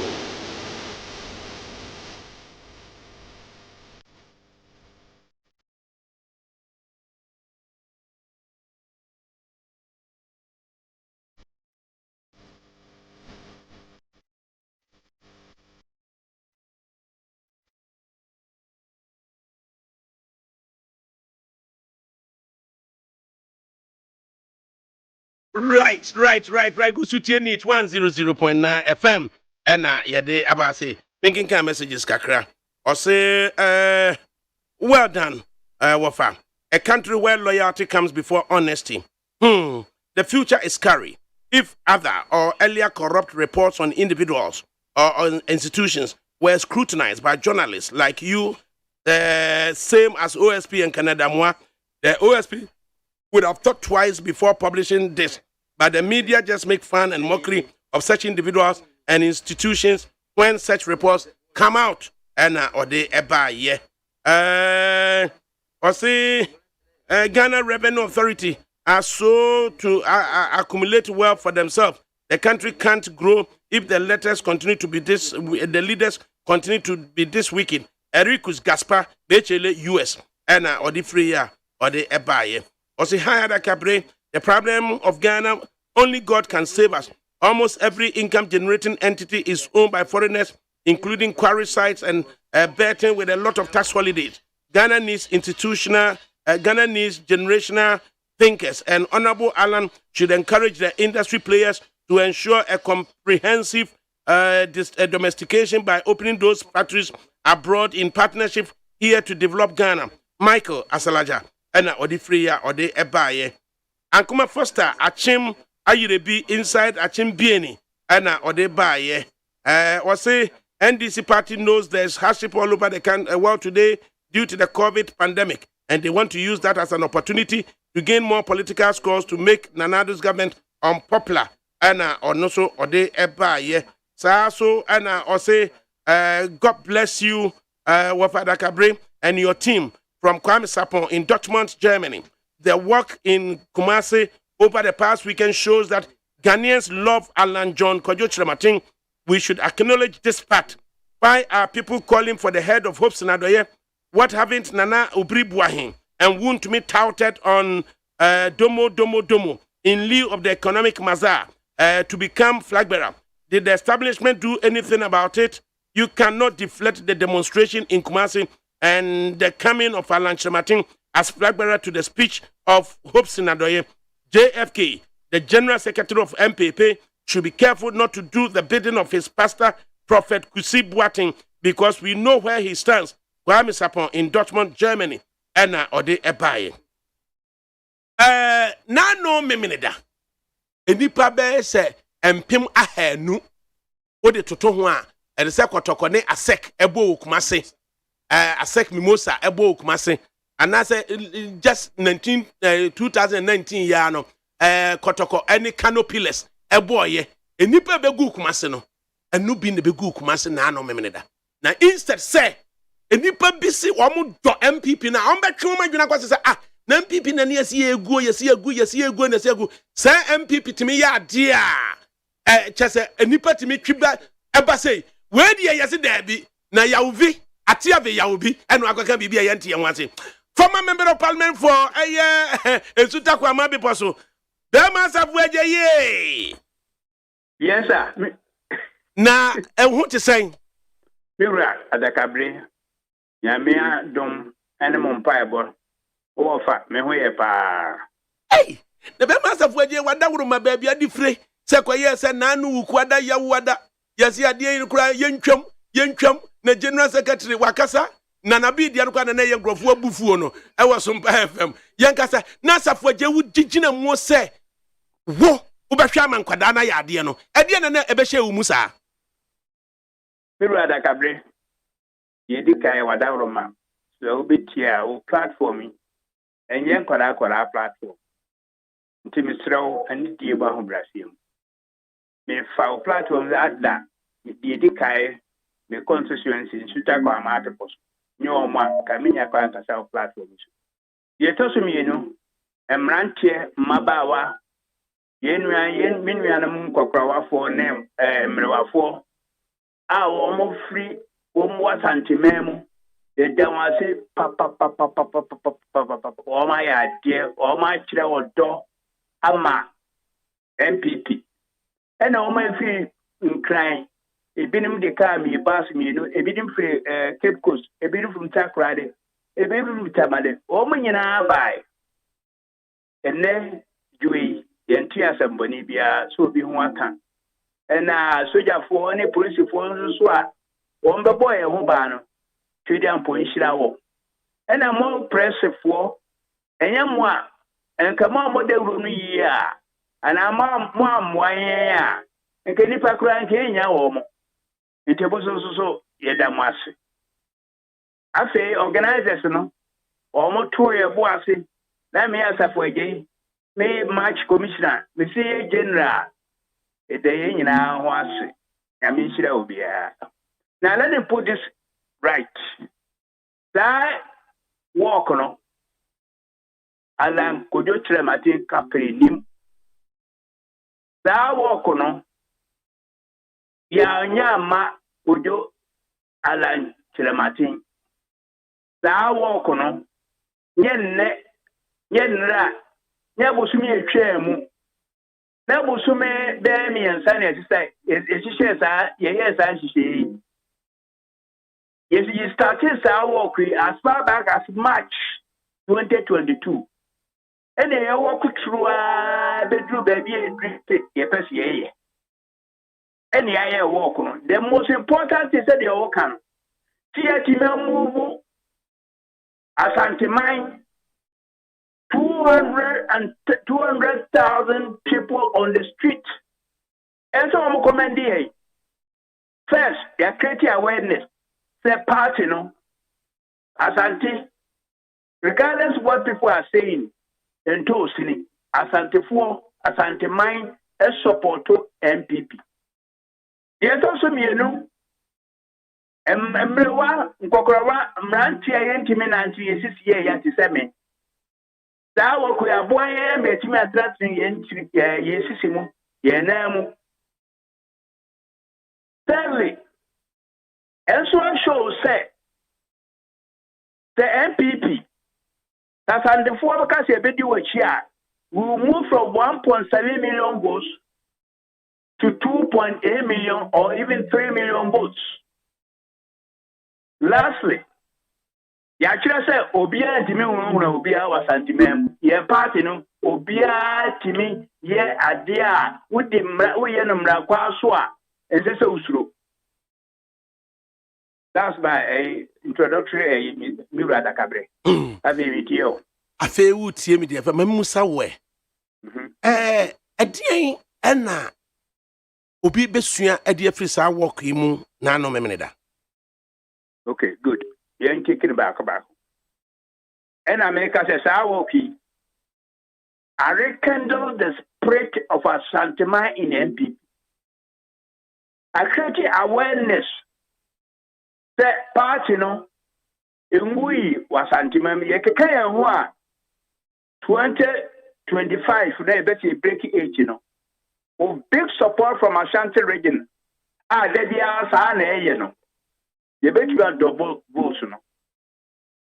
Thirdly, young men and women, Mrantie, Mabawa, Nkokrawa, Sep Mipamcho, and Emrewa, they are behind NPP. Now, Obeka say marketing for the cancer positive differential. A dear pan, a moka ya. A man nippani G tree. Ebe dear chile Montano Sosa. You are ADAKABRI. We a lawyer, we a marketing man. Your product need you good, or brand need you good. We be out 20 years about the trouble. It is use one brand. I then health work. Ki bet me the aka say Asantima health work. Ne use your t-shirts no. Near the ADAKABRI picture boho. If you want ADAKABRI picture near the boho I enter. Near the two baby. And they cried the wash said, as soon as you say, why ya quanchina gumisuma, Mikasakra will be auntie, Nebeda yato. We yada. We yada. And I said, you're back on Rama so. Yes, no, as you come out for China, Shanady, what had been, there be no opportunity. What the year called Rama with the t shirt, wouldn't in the picture of a boma in the panorama. And you say, one, it was a no. Ura Alan Kojochi Martin, a Juso Niba, MPP Niba, woman trial on his way. Yes, also me near who say, yet in a brand new boy, your t shirts as well. A man for better. Not just simple research. Usha Dr. Amache Watin, a lecturer at the University of Ghana. Oh, sorry, KNUST. That you know, I research say Kumase for Asante for Egitum say they are lunch bar on Betua Bama MPP bar. And you were looking who create awareness here. Now the very candle of beer as a social brand the other bar a man for better. Yes, sorry. So I refer to Dr. Amache Boateng. Yes. And he said, yes, sorry, you're planning again not to order that. Inti se otie in recent times wasante mabunu ne ye kasafri swami ye kasafri asokore mampon ye kasafri kwabre ye kasafri mmia bebre wasante ye bu afuse mpuntuo ni asante ye bu afuse mpuntuo ni asante na anokura magaji na majority leader MP for swami okọ ye kura no osenya abo ne ye pa me nsuo ni nyina mu twedie si ho entina ye a bit tricky say be connected with MPP wo de kwa wa hwa na yakobo ntutuo mu na ye den na we di akire matene ni mfoni na mo de to mokokoso no ya mom ntutuo na mom ye baba ebe nyam mo say me lawyer me kana me see ya SOV me and we share a match Dr. Amache Boatin survey no and a my crew the movie you man kofa no fa share ADAKABRI ama ye na kofa e jama afudi ama mon fa sa papa imra na mbohu de besie hey asare be dia ko kro betime suye say ono no survey bi brand ba o timi siu ay wa ka hwe ankyere na ntie ne adwene ho papa o si e de be nti o kire ko meeting se mudini akoya na adru so no adru so ase ne sen oh ye party mu de ye koi MPP usha ansana ye wadu bwahi wo be ye presidential candidate and a flag bearer for the party no oyen senchre bi papa na kasai o kasai kukuduro mu ene won so waboa waka o kasa ma MPP eje o hwe the background no baby o no e US meaning papa prof because that asalam down ni nuanam ti ho o mo fisim de bia na oba ho ti me yakora nyina because secondary school nyina ni professor Dubois but ne kasa ni ye na kukuduro na o de som ye party no and ye demand say ura yes but it wasn't on a silver platter normal why ye ni hwe so de man no obey a flag bearer no obey a presidential candidate where you are for so you are your current president His Excellency Nana Addo Dankwa Akufo-Addo yes he ni infiltrated yes who are bread party no yes who leading kumpreko these are a normal party emrewa mabawa mranti agitu mu a yes so woni yenua alanchamaje ko hwia no edema no ene anye yi no akwaba ne asade ama ne bi no ba president eti party ndie we believe in the tradition want to mean fa baby pass through the back door so baba president we reward long service. We will also reward loyalty. Me and me we ADAKABRI. I was so West Wogon. I'm a civil servant. Our Minister of Agric. Minister of Agric. Now Messiah Assembly mine. Accra Metropolitan Assembly. Time why nip your mranche na maba wa I was so West Wogon. Because majority is civil servants and a businessman. One unity. Many open a friend major say Kwame or any baby coin. A friend say Amo. Azekamu. Only Rebecca. Only a Rebecca Dote. Exactly. Nigusuti. Crack. But I mean, them given to because them year you might agree a consultant. Any day I also want to work on Missivo. Any time I have to be a man, you might obey MP. I was West Wogon. Because even if I think no challenger. Oh, my baby, you go because who tradition on Cajon, ye knew more. Ye who are Juma, who free baby say I'm bound to back the MP. It doesn't work that way. The tradition is there also part in our reward, regardless of your ethnicity. Nanina Muno, my yard the fair say every legitimately, expect Senka MPP leadership, Eboboma Basso, someone energize it, galvanize the base, Ewa Santiana. Of course, that should be a thing one cry, almost friends. Sky na mu yusu ye ni emfafa na mo mfafa so ati ada because party am say obia eguafu mu Woman, your Maquai, near Timmy, I test. Obia Maki over 100%. When you're 100% once, maybe kind of crash your near CA pay 6,000, 5,000, 6,000 because you see that the maximum was 10,000 Ghana cedis. Near Timmy for the over 200,000, but see that chance, you're parting in we. The NDC for a static campaign, you know, I'm the face what. Never been to today, but as it was, I don't care. How do you say it? I am Pia. Ususanka center stage, you know, should be commendation for the organizers. Say, Matimia Yini Pase, Edoma Bachira was anti say, MP Pinita Hujin and Naso, as opposed to I am Pia yet to Tono. Exactly. That was our expectation. But I didn't say a binom a chimo papa.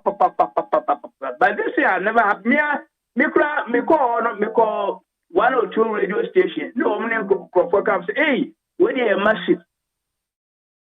The way massive in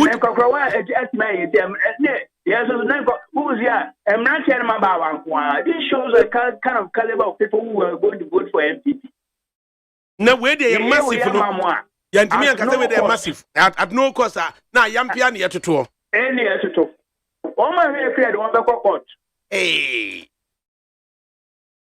Nina Emuno.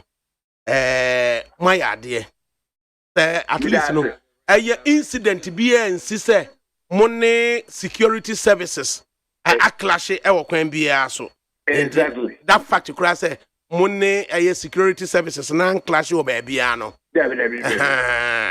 Adepa. It Bema Safwaji, Adaroma, when I can say, Yamin Shramo.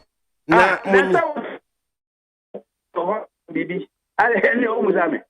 Adiahi. Now, hopes and what says I don't know question. Mimuzao. So, call it. My idea is say, when I can be about the same. Nanga way. Oops, in the I will not allow that. You will not allow that. Oh. No. Homes Andrea, you didn't notice what kind of year can a boss way. The amount say so say. Yenny, I'm not yet. Sana Macho, maybe we are only fit to be running it, something like that. And I'm a boy. Annie. Me, why am I suffering? Say, opening a baby and ye, as somewhere in your fat MPP, I'll condemn him. Sure, opening me share, you know, the car, you know. Let me share audio and video, no. The piano room star. Minute Hobsona, go away today, you know, I may consult my lawyers. Number more, paper was damage. No Ghana school in dollars. The more baby, you man say, as a mamma car, no. And here I may also say, in your noveness. One day, the almost 50 year friend say, running meet. And running meet. And vice president. We see MPP, no. As some this year, near the Asamoba. They say Asamo was here. The dollar, no. Higher argument. The dollar, no, they say, and I'm 10 cities, so who is here? $1, just only 10 cities. And then they say, you know, as a party. And then they had the Akoyura of 4 seconds time, and now I want you to make us an out you. And so, Papa, to be managing the economy, no more be a and then I may especially discuss. Okay, well, the lecturers, the economists, and what mining, you know, you made this for my ideas. You invite you home. It doesn't matter. It doesn't happen all over. When you are in a crisis, there's no opposition. There's no majority. You ain't come home. You find antidote to this. You can't wait away. I bear a year in number. And you say, what you say? We have big problem ahead ahead of us. When we enter as of mine Ghana as MPP, near share a choir be fasoniato to you no may. Na aye Hobson say wakwa kan say mathematically aye buzia any domo alternate but aye buzia any dankwa alternate na domo aye constant mathematically buzia any dankwa alternate na domo aye constant when you see to be there now a person of a Musa superior or aspire to the position of general secretary of the party. He speaks very well, very articulate. Ukomwa aye tamano ko aye Tamasco na Musa for the dorso. Enti Idris Musa no mo dorso. Na Musa superior na wabeng and wa yakoko. Enti in order to distinguish him from other Idris Musa no and no mo friend no superior na just say Musa we there odamufua so ahono ana ma yadi Musa superior yadi abeto no in February 2021 wano kwatwero say Dr. Mamadou Bawumia ana wose MPP for edene ekro na aduru no so entin konkoda enne wasi hopes na do ya kwaka say mathematically buzia ani dankwa alternate na domo constant anunti wo betwiro mu abe respond to hopes you know or say chiramatene no begina ho 2007 say oyemfantini na de dru 2022 ko 2024 chiramatene say oyasantini na chiramatene is a scammer who twiro weyo in the course of condemning Hobson wey ni papa mu no adwuma ye so ho sanka mi musa na mi twa so yeso abusa adwuma ye de kai enipa no am accuse you so o ka sa no me ne Hobson no what out ta on ka sa mo ti chinchira wa ka sa bo de sela no ye to so mi no mo pense mo ha Alan kojo chira matinti no makoma adoye Hobson Capital the director of the woman Mukasar first in Busan said Alan Tematin what the campaign me America say I'm talking as a Kwame Asafo former MP and Tuta Kwamati post na moka kan say nipa nan kan mo do to no so assume say wuntie you say Alan Tematin ekonwinia mo opponents amudi asamo to Hobson that yes amudi kinaba Alan Kuyo Tematin no one ka so onko how are you going to defend it? How are you going to defend it? There are some things people have said very clear. Na na Osafo Mabukaka say Asantefo he friends say independence by near Kahono. Or on sorry Kasai. When they can sorry Kasai, when they challenge ye, when they can MP before. I'm asking. Your friend said Freddie Blake, former chairman. Koka said, woman also. Your friend say, His Excellency Vice President, no. What's it? The current president can't be. They have all endorsed His Excellency Vice President. When I saw the Akasa, your friend is saying, it does mention me. I don't want to go to that age. A normal way as ADAKABRI, know where it started. Yeah, Santi for a coffee by. Say, yeah, my Santi, I need a beginner as a birthday. I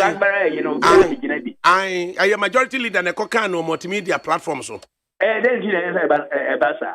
now, Casano, who attack majority leader? And now, near one fancy of refugee. I feel you. I feel you. Say ye the Muslim neighbor, Chenny you. Ye the Northern neighbor. I did me no nomination cry. And I won't pour any remember. And then I agree with him. One day on my vivid description. What's in the background of the banner? Or just first. Or task seriously. Over Wale of the neighbor.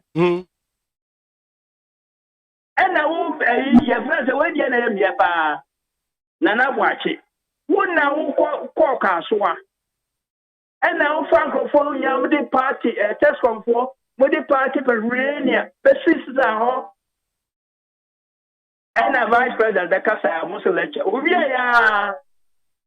and a finance minister, the Betos, so tell you what Yakasan, and you free vice president is about Yaneka.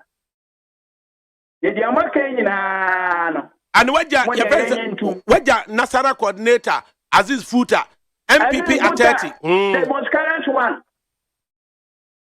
And it been here. And I'm more possible to me. What think of what best how long and no one in them.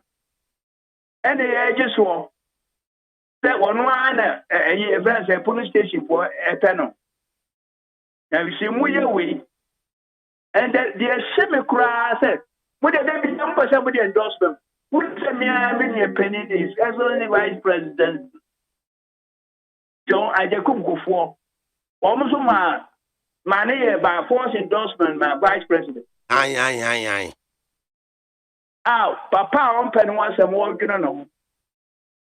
Never pay about and so baby teacher. Papa don't yet on pet teacher because of pet tension.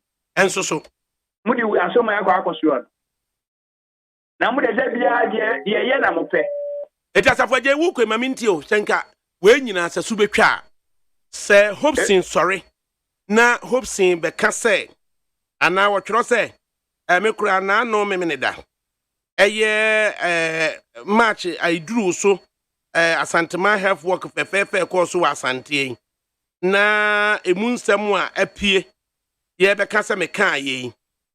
Tamia me die, I'm sorry, ye, and Nedway.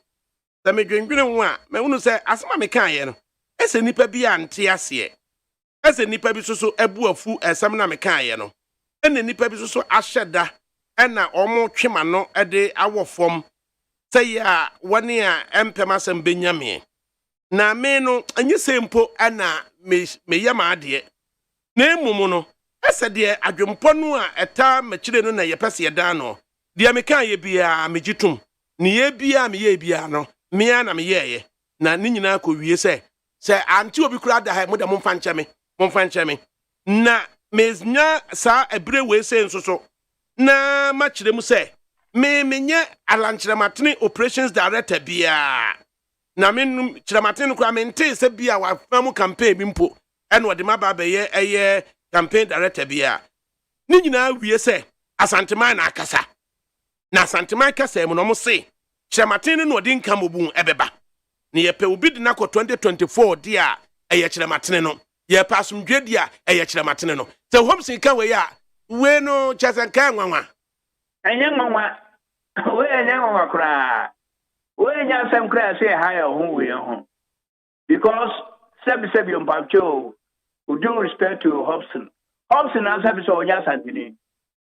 And you Afonso no ba be ka santina entwe ya. Any dear, what you are patch out? Now, me, for myself, for Jason, some of Kenya and I'm kind me patch on the empathy or China. Aye, and where we young group of trade for 1 count. I think we don't be asked because people have done worse things than this. Right. Be a campaign and you better say. That's all that would and channel. Oh, that's some kind of friend. Moya kan party na ni papa ko di timacha monka bibia na we akota we ai we ka cha say mo pa moya jimi for 77 no obi aka bibia obi aka bibia aye na nasa for je nyame kan ye do ase pa oh Debbie do so ahenche no wana Debbie attack la che no so hu no bia nanga we die mathematically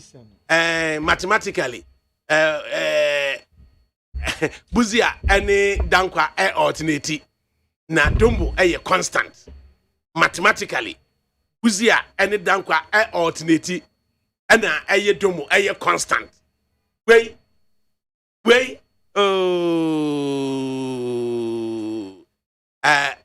Solomon Asante of ADAKABRI. But the consensus chairman. Na amu. Yeah. Now what to say? Amiadum na senior MPP for Ashase kun Baumia ene yewura Tremantino na ya ha adwin kakra. Montomo na opposition na mo prayer ko.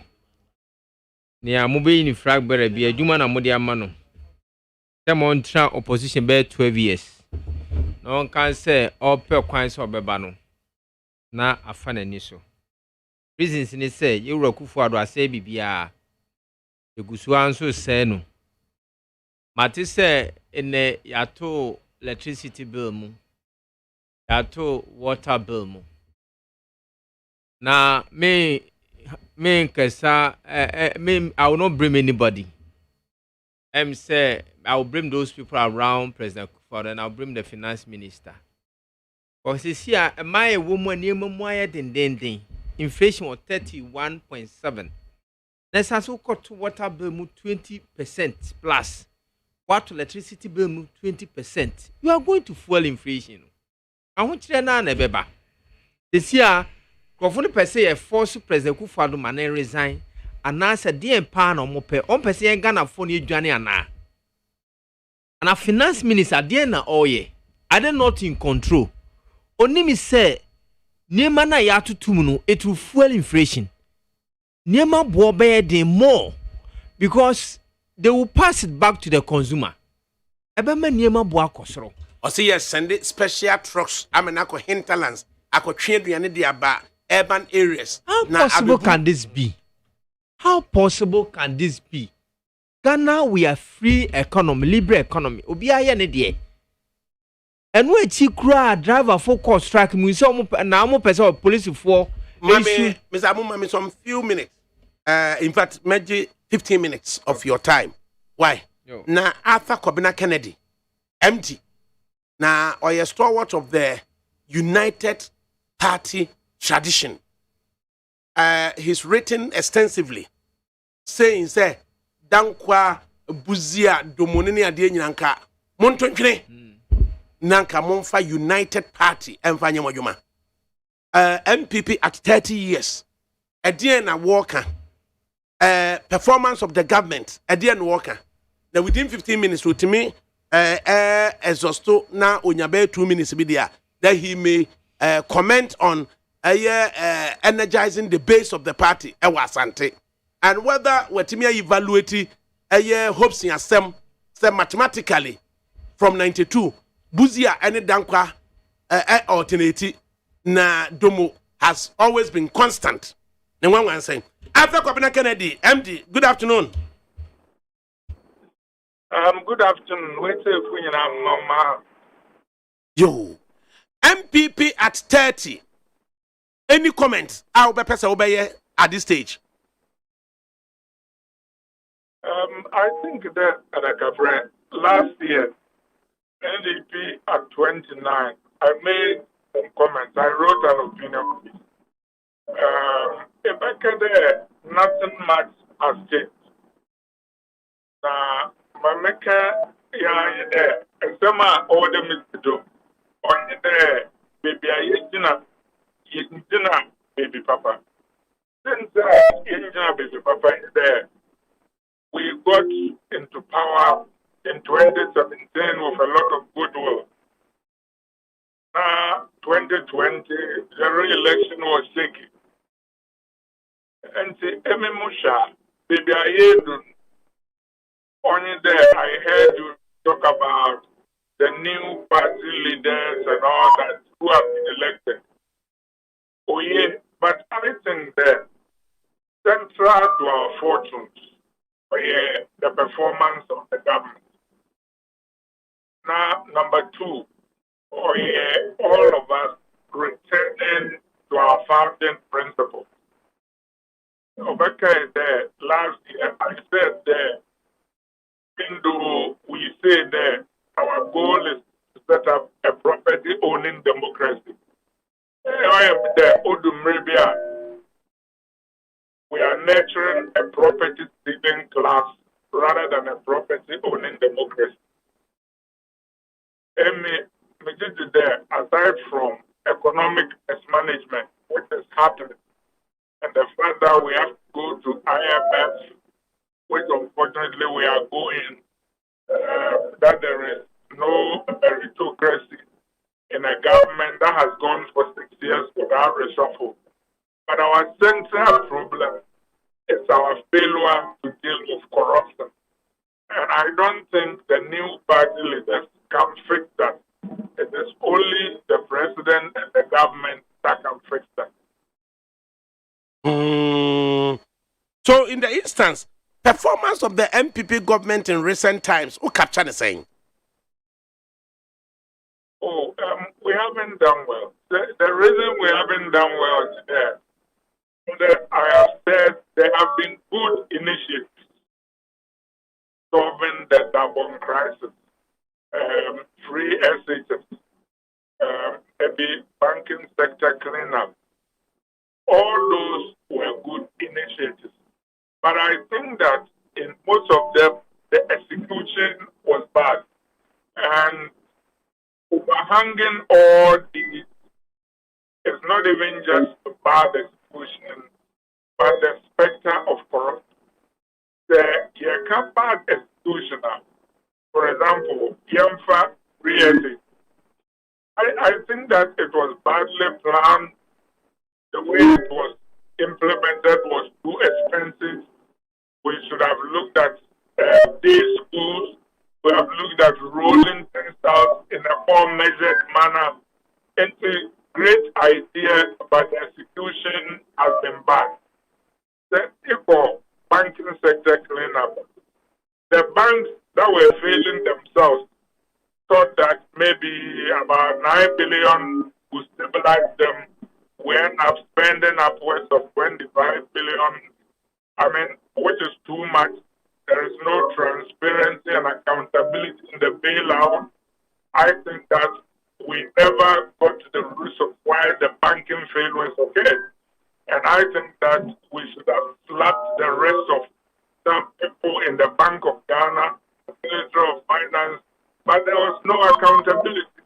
We just said we ended up collapsing Ghanaian banks for nothing when maybe we could have gotten them working.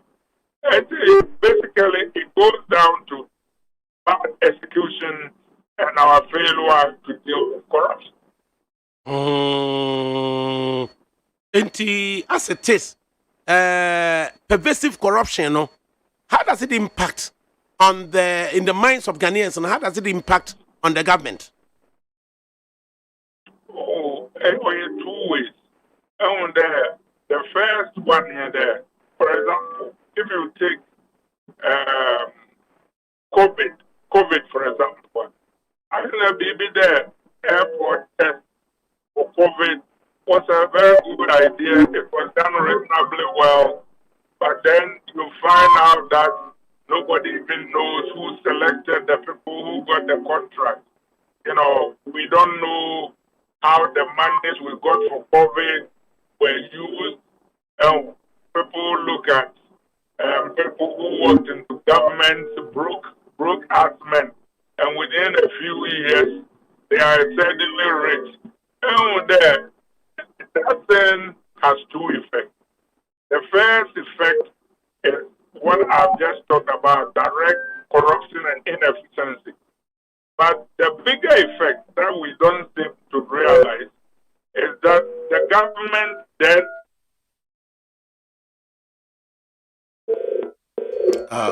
Quite unfortunate. Na yene Arthur Kwabena Kennedy, MD, and Echchen Komo Kakra from his base in the US. And Chama Solo, Asana at Kennedy Besabano. Na MPP at 30, and I say Hobson, mathematically Hobson, mathematical Degbami, Into today, mathematical hoping. Say, Dankwa and Buzia alternate since 1992, and Domo has been a constant. Okay, we are wakaboni. ADAKABRI me dasi bebre. Dedi kan ma ya chair for you. Right. Nyamia ya Yensaka. Okay. Alpha Communicate. Yes, Doc. There was a Yensa Akanwo. Now, Uguswa Uchrem Ede Emayen, how corruption impacts negatively on the government. Yeah. There, even aside from ineffective policies, and the problem is that it loses the government goodwill. In that, the one who's there, all these people are living beyond their means. There is profligate spending. There are DAs all around. When the government tells striking workers that, oh, it's the one way and Bobona, let's keep down the salary demands and all that kind of stuff. People don't believe the government because they look at the government's own behavior. And on there, ADAKABRI, you know me, I'm a fancy, but I grew up in Kumasi. So I know a lot of Ashanti history. And I always say there is a very profound Ashanti proverb. The Odysseus Ankwa Abwadame.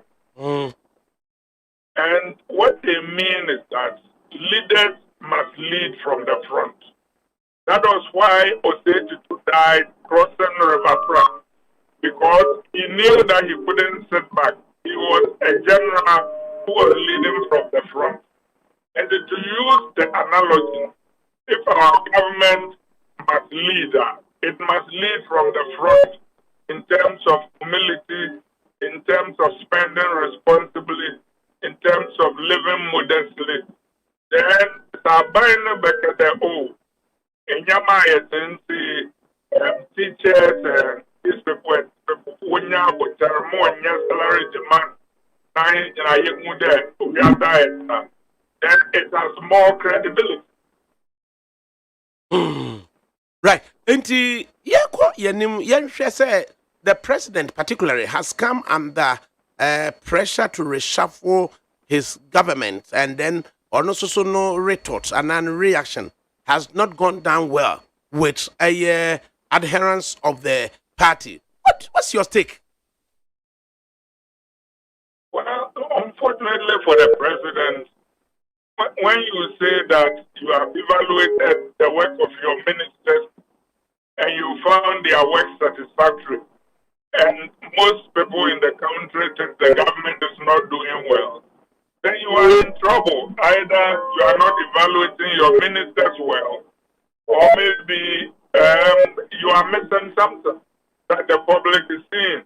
And on that, no respect for the beginning, but on principle, you cannot have a government that took us away from the IMF and has talked about how we are proud Ghanaians will never go back to the IMF, take us back to the IMF, and you don't change your economic thing.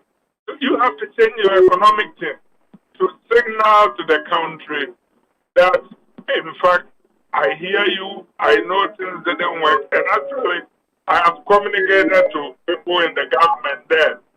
Their communication on the IMF, I have not been happy. The first thing is the government must apologize to the public for having to take us back, because despite all the global problems, Ukraine war, petrol going up, the fact of the matter is that our currency is doing well than most other countries. And it shows that maybe the government may have had good intentions, but things have not worked the way the government expected. And it must acknowledge that and tell Ghanaians that we hear you, we know things have not worked the way we hope, and we're going to do better. So to tell them that your government is okay, you are not going to change anything. Your government is okay, why are you going back to beg IMF? In your comments, you said the currency has not been doing well. Indeed, let's then ask you, continued depreciation of the currency to the extent that we are looking at breaking the 10. 1 cedi to 10 $1 to 10 cedis. Yeah, then. Well, the fact of the matter is that a lot of economic policy also depends on the confidence of the investing public, and even foreign investors. And I think that if the fundamentals, with apologies to Dr. Baumia, don't change, then things will not change. I think that we need to do the fundamentals better, in terms of making sure that we control hard currency transfers out of our country. We get some IMF funds to stabilize the system. We get more accountability so we know where money is going. And when we do those things, it will translate into both domestic and external investor confidence. The public will get confidence and the exchange rate will stabilize. New leadership in place now, led by Intim, General Secretary Kodria. They are grappling with having to put their finger on discipline. If indeed they are to rid the riot rot to be Yeah, they can't. And the reason they can't, during their primaries, there were inappropriate endorsements. And we are going forward. The problem is that we seem more willing to punish some than others. And I think that if you mark, the best thing to do is for the president and major party leaders to leave the primary process alone. Because the truth of the matter is that regardless of what is said in public, all the biases behind the scenes are being seen, and they are creating frustration and resentment. And when you privately are doing endorsements or allowing other people to do endorsements, then other people will join. Because if you are serious, you slap one to make hands about the kind of comments he's making. You stop people in government visiting the vice president to declare support. The sad thing about all this is how we all don't learn from history. Because 2007, the same things happened. And the irony is that some of the people who were on the other side and resented this are now doing it, and they see nothing wrong with it. Let us be principled and consistent. To the crack, after Kwabena Kennedy, MD, last Saturday, August 13, and independent analysts, the media, saying, over 200,000 persons thronged the streets of Kumasi in support of a Drew so Asantemai walk, asking Alan Kojo Martin, Trade Minister, to give the clearest indication yet, say or no, Billy the MPP. Nafi so almost say the LPP is not that low, and that it is galvanized and energized at the base. And until Oma Babontne, Omoye program in Daily Guide found it necessary to write Alarm fans storm Kumasi, and now the picture Kakrebi Ashasi Hodom. But then with a big bold headline, Hobson Adoye stokes far in MPP with Yauvi Pauto. Asama Yauvi Akwakane say, from 1992, the Dankwa and the Buzia groupings within the MPP appear to be alternating. Now, the Dombo grouping appear to be constant since 1992 to date. I know, and then Nipa Biso Monti say, or say Buzia and Dankwa appear to be alternating, and Domo is constant. What do you make of Sir comments? Is what to be? Well, I think that the show out of support was good for Alan. I also think that maybe Hobson Adoe's comment could have been framed better. That one can say, but it also leads to the fact that people want to eat their cakes and have it. The ethnic and religious angle is being pushed by people on behalf of the vice president. And I think that is not good. The problem is that once we put ethnicity and religion on the table, people will spin it in their own way. And my advice to all the camps is that we should stop talking about who comes from where and who worships where and talk about what people can do. Let us be meritocratic and look at who can win and govern well, regardless of where they come from. After Kwabena Kennedy, yet there was any comments why in a way they actually You MANSO Madam. Right. After Kwabena Kennedy, MD, and also the comments or the Abrayano. Me back to a year Soloso and Sanamaba Amuso. Not listen, you appear to talk about the economy in general, which is a very laudable thing. And net year can Ghana sempa dia. Is it about the work or is it about the economic performance of the country? But solo mathematical Hobson. Me da bebre. And say me ba mathematical Hobson so no. My main share say in fact the course over the weekend you know. Mami eni je sunko bi eni je mami ni say me am party ye MPP. Na he tetu na your friend is NDC for can I say na asantiman kramo pe say say because of hardships and fans say globally ye face Ghana so ye fair share no just say niema nko ye Emma ye buy cry and share and ye hwe e beto be it was a challenge say e dey ben cry na e buy was anti-memu ni a whole lot of things dey na me wo harm say it is anti-memu na nye the we NDC for ye na e be ko ye ni was anti-memu but with this any the normal a bar out and then pockets of people who were interviewed me TB on WhatsApp ni nearman and market women ni the sort of say wow so the love for the party is still there so that exercise ni crap on yadi and me force ordinary party member yadi say timi ma unkranche kese say look the party is still alive and there be a force say a World Banker na man for person omo insinuate say because we have lost them and they have taken over and if I ever go see it is not lost. It is not all lost. That was the picture I got. The kind of person be bad. Energize woman. Me crab body me person me person crab sinchen. On ADAKABRI. Me person sinchen. But me just MPP aye work. To the ordinary person no MPP for aye work. Who the colors blue, white and red.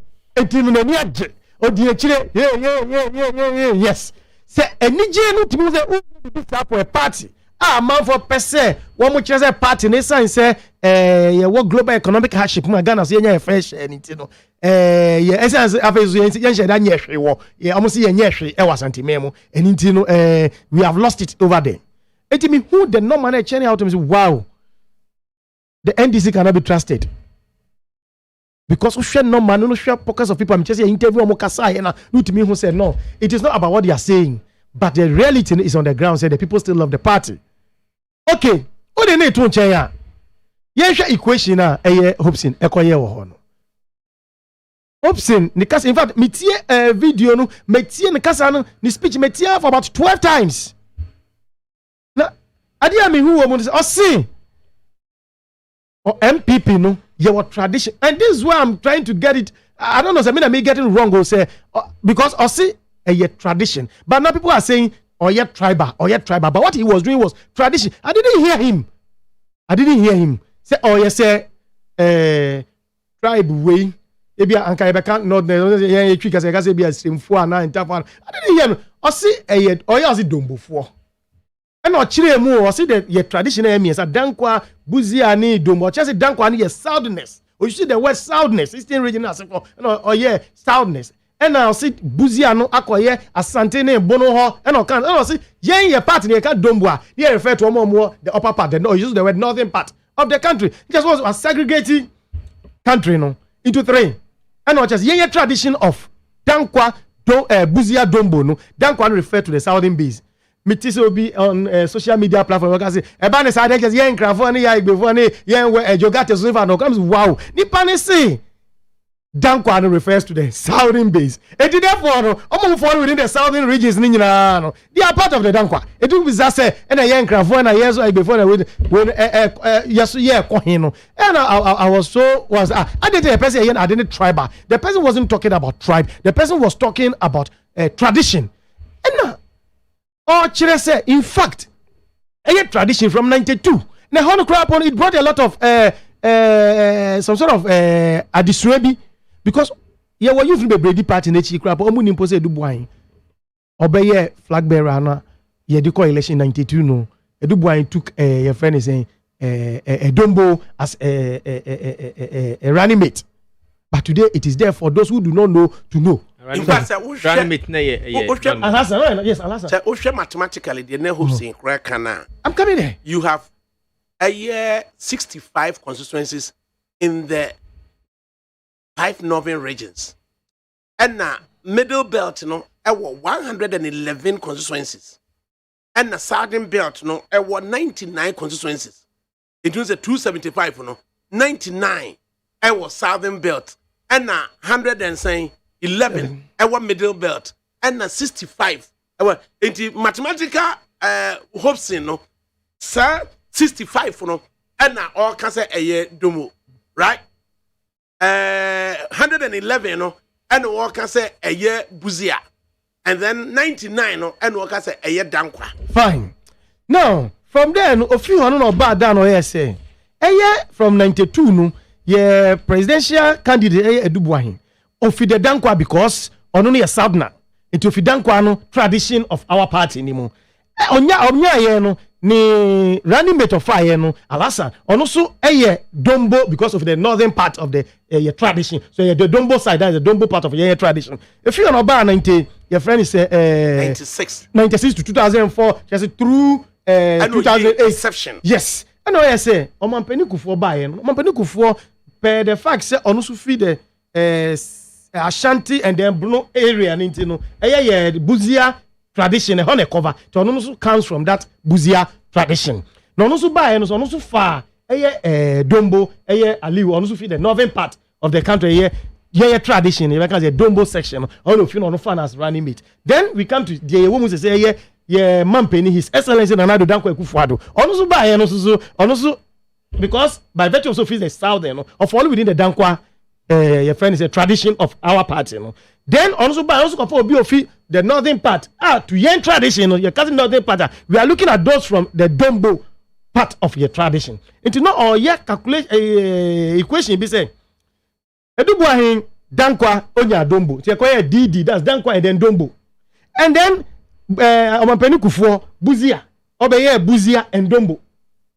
And then 2008 and 52,008 on Mampeni Nanado yes or attempt the flag bearer of fire in fact he has been consistent he hasn't changed so now Dr. Alhaj Mahmoud Baumia and that's the vice president Bemenu Nyamfo yes now offer no be running mate no best in there or that's the running so equation is Dankwa plus Dombo ebaye Buzia Dombo ebaye Dankwa again Dombo.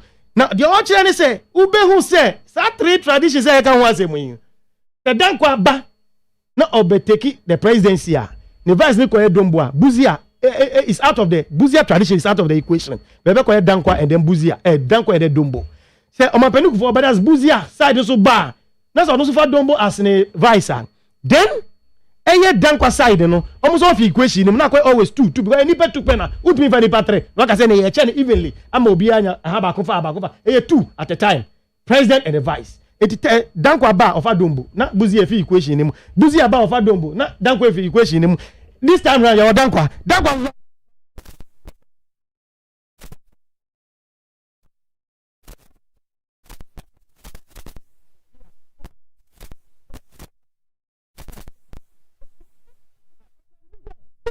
some people say yesisi womo MPP party yesisi womo the dankwa the buzia tradition, you know, because where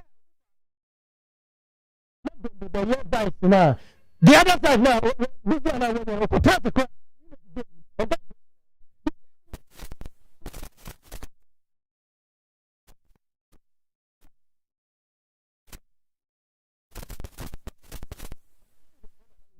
no, I don't know. The question to ask is that they all can. Is it true or not? That's the question. Is it true, sir? The from the Dakwa tradition of Adombo. Is it true or not? The tradition of Adombo Battalion. Is it true?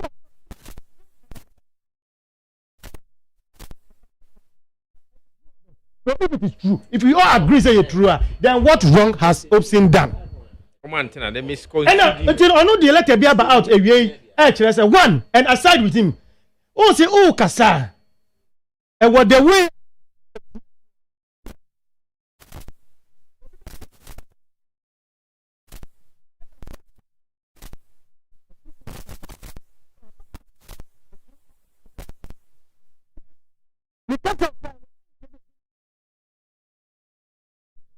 Nikasa no prime and no apache.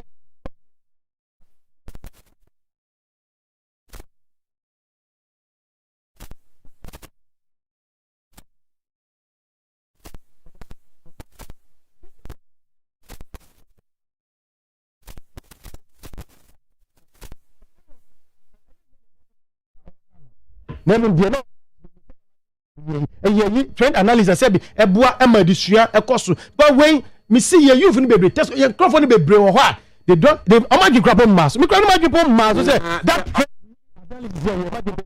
we yeah na no chere say any person of northern extraction and contested that na say cancer because will be a constant it omudom contest 1992 edubu ahemu penso no not na be uncontested bi ana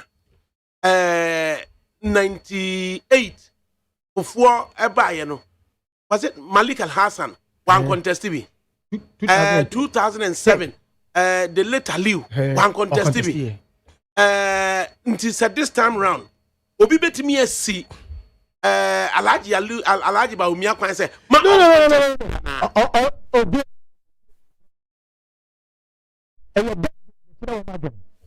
your party delegates nature and the ono option your can trend analysis or can make us so why trend analysis nicely na ama mani age no and no a different thing no delegates and many bedrooms and many bedu ama delegates or kachira o madwene na delegates kachira o madwene it may be say they all can e be a sad trend na e be fa anansi e be a enkofa ne sa and no here the decision your tradition, this has been the characteristic of your tradition. Simple. So simple. But I say, a month for Tiazana, not necessarily woman, almost didn't go. Well, when I heard his, reading, or the bar out, I'm so say with me about, I apologize to anyone. I want yes, and now today, of course, say, Nikasa, no, Kayano, say, the uncle, Yaman, or apologize. And that's the best to do. Say be people here basa bia.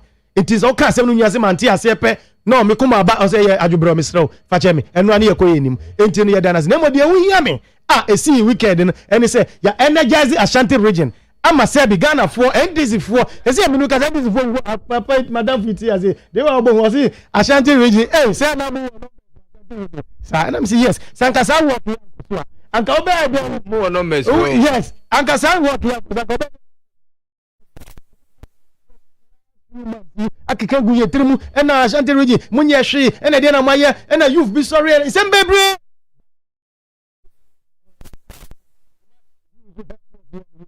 sebi ababe todwa say the numbers are still there for us asebi onyakopo ya na senior hopes kai no say this time round we are going to get about 200,000 votes from the intino yeda your friend is saying the organizers no yeda omase say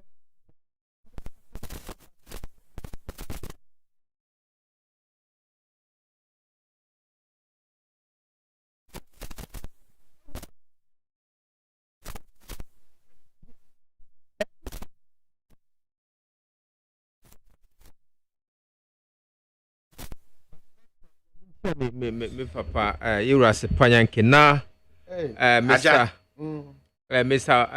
Amachi Michiao na yewura adoye asset record ni street enkrofo antenasi. There are several perspectives the way you send you presenting no a kai course be no omode any figure no beto na you identify the faces, the sizes of the image. Na me ma aspect me hu ni say yewura adoye he setting the record state. No person not na Ghana not na say you don't deserve president in MPP party.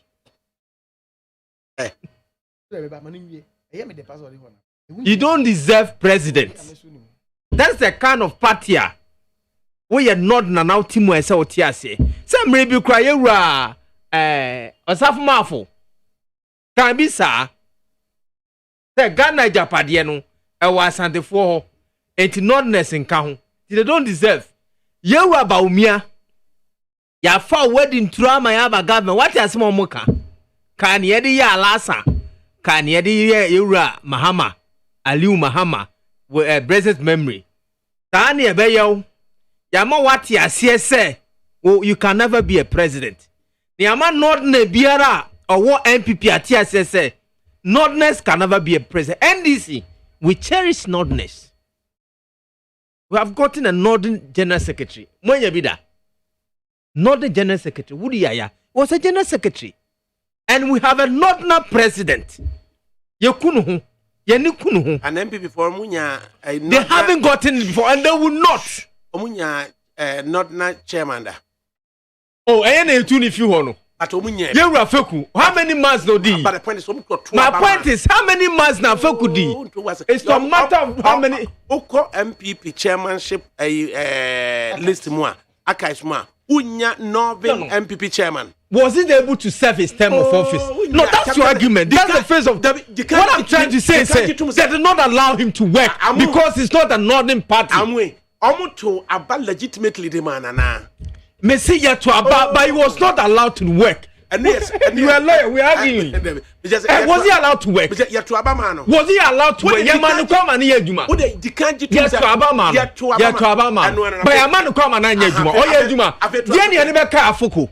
You never car and say you nedi. Nini akwa case. I don't know. Mentia say not na be the MPP here. You are Afoko nia Afoko nya sam.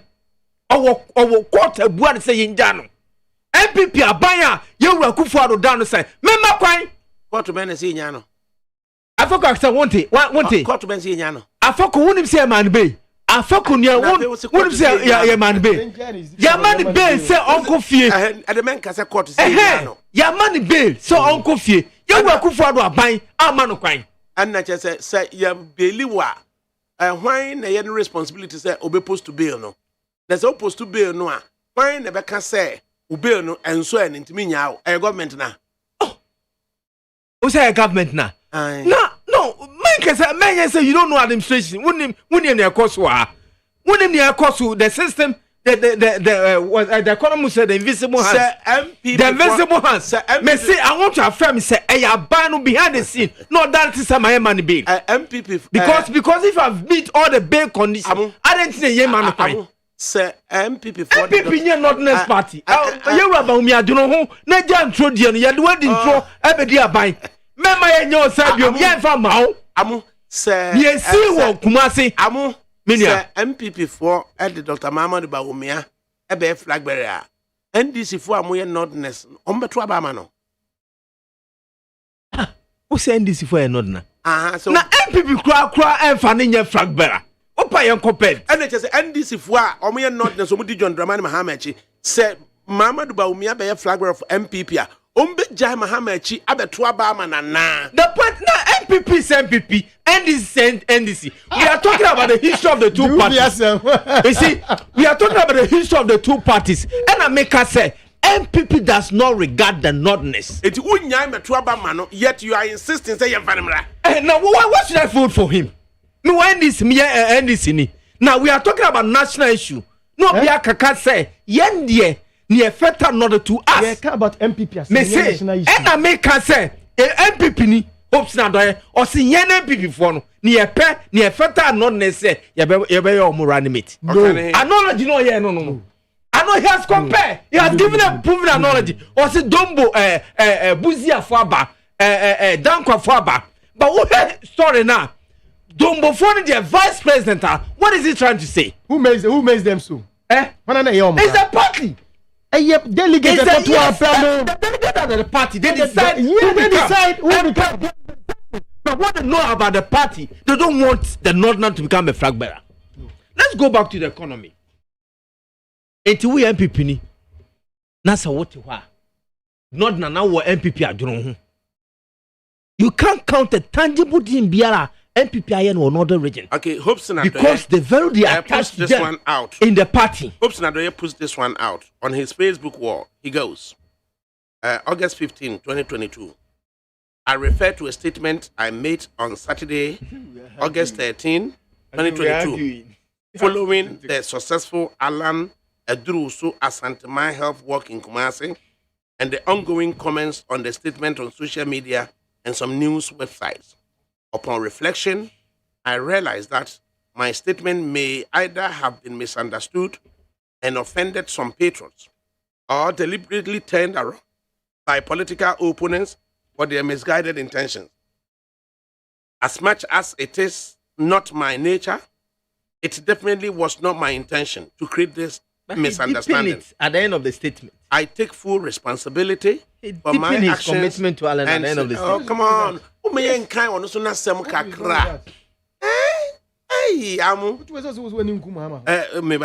I take full responsibility. I take full responsibility for my actions and sincerely apologize to all who are offended. I take this opportunity to state categorically that I am neither an operations director for Alan Shematin nor aware of any such campaign team created. As Antimai has spoken, Alan Shematin is MPP's unifier and the best choice for victory in 2024. And I'm at peace with it. Thank you. Signed, Hopsin Yauvi Adoye, immediate past MPP parliamentary candidate, Katamanso constituency. We and a Hopsin Adoye at the Aquakoto, the verified Facebook account. Crossway. Crossway into you. Enti yewra Hopsin Adoye akasasi. Na wachire so ebema. Ujina ne okan no ho. When you listen carefully to the statement, the presentation or the atono, wakasasa bema, I say I believe what I said and I stand by what I said. When you read it very carefully. Now men can be far demonstration now. Yeah, see 25,000 people have come. I have no grudge with that. But my grudge is the Ghana economy. My grudge is the problem truck drivers facing. Any taxi drivers facing. Na auto fuela obeye adwuma wie no na untumi ntu fuel no kraka aba we ne woso utu kumase hwesesi a wokọ dwomu asika wo de kọ de na wo de ba enti minim se MPP ni de obeba but Ghanaians will speak in 2024 December Ghana for bekesa se yewura akufuado aban betumi ato aso a ye behwe enti let them come, it's all right. But we send your Ghana for ebre. As you see, ebre no be more. Ya start to electricity mu. Ya start to consume. Ebre no ebe more. The next few weeks to come, they will implement the new tariff. You know. Niema bobe ye den papa. Now while we are Akufo-Addo will be forced to resign because he has shown so much growth. Or resign when be president. Say, Papa no storyteller, laughter. Say, who prefer vice president into president? Oh no, not necessarily preferring anybody than but the two of them are in the team. Governor is about teamwork. It's a open resignation. What I'm trying to say, Ghanaians will force him to resign. The government has to go away because they are not doing well. Okay, Solo. Yes, sir. ADAKABRI, near woman say MPP, your constitution, your constitution say every 4 years biano. Yebeko pools ni akwako elect eye the obedi party ne kan na emise enche saade no ebe du so edu ho a enye de obi agina simpie so na obi agina baby aka ɛyɛ de obi twerɛ to ne face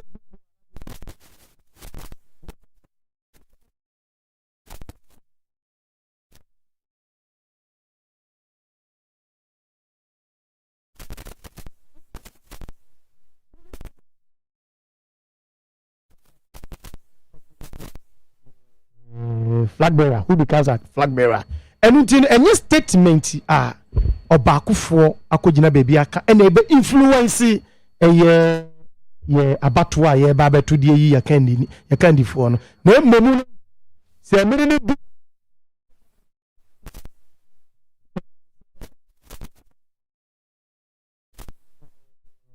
flag bearer wɔn bɛtie constituencies ni mu na ɔmo ne partyfoɔ akɔdi nkɔmmɔ deɛ ne nkɔmmɔ ɛbɛtɔ partyfoɔ akoma so no ɔno na by the end of the day no sɛ bio partyfoɔ ɛbɛma na ba bɛyɛ flag bearer ɛno nti na yɛ ntim kodua administration no ɔmo tɔ so ama warnings sɛ ɛyɛ national regional constituency officers nyinara wɔn hwɛ sɛ wɔn bɛtwe wɔn ho from any open support to any particular candidate sɛnea ɛbɛyɛ a as leaders no sɛ ɛmmerɛ ne so na party delegates a majority ne police station executives no ɔmu kɔyi kandini na yɛn a yɛaka no nyinaa ne party officers no nyinaa yɛbɛtumi ayɛ baako ɛdi nipa no akyi adeɛ baako a partyfoɔ nhyɛ no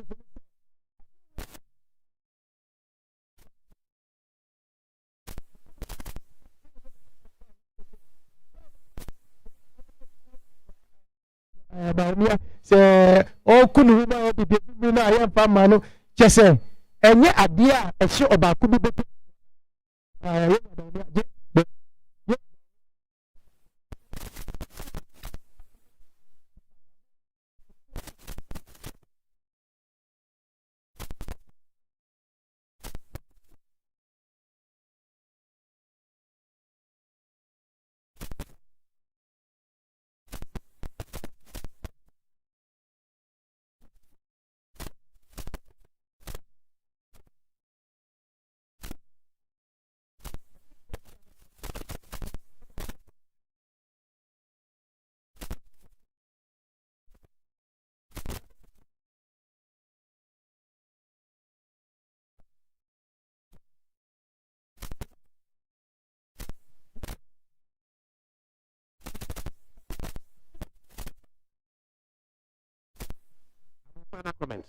Niambeka ne sɛ ɛmamu ayɛ den nneɛma ɛnkɔ so aban no ho bebi a ɔmfa na ɔmfa nhyɛ me deɛ IMF aba no ɛyɛ me de expect technical support a yɛde bɛma aban from now up to next year no ɛna ɛbɛboa me because set IMF ama they will keep on wasting resources that will go the detriment of Ghanaians Ghana fo sike nyina bɛkɔ basabasa na IMF na aba no now they will police the government and tell them what to do. They have proven their incompetence beyond measure. So they need IMF to tell them what to do. One of the economists in US says the 3 billion IMF will not turn anything. From day one, you inherit a very strong economy. One kasa kind. Inti IMF abase yebebua. Make us say we no. Na mintia minia penny euros deba wa ninia I can't tell you. I see Debra. You know what? We wish you well. And the chief, Yamen Kamo.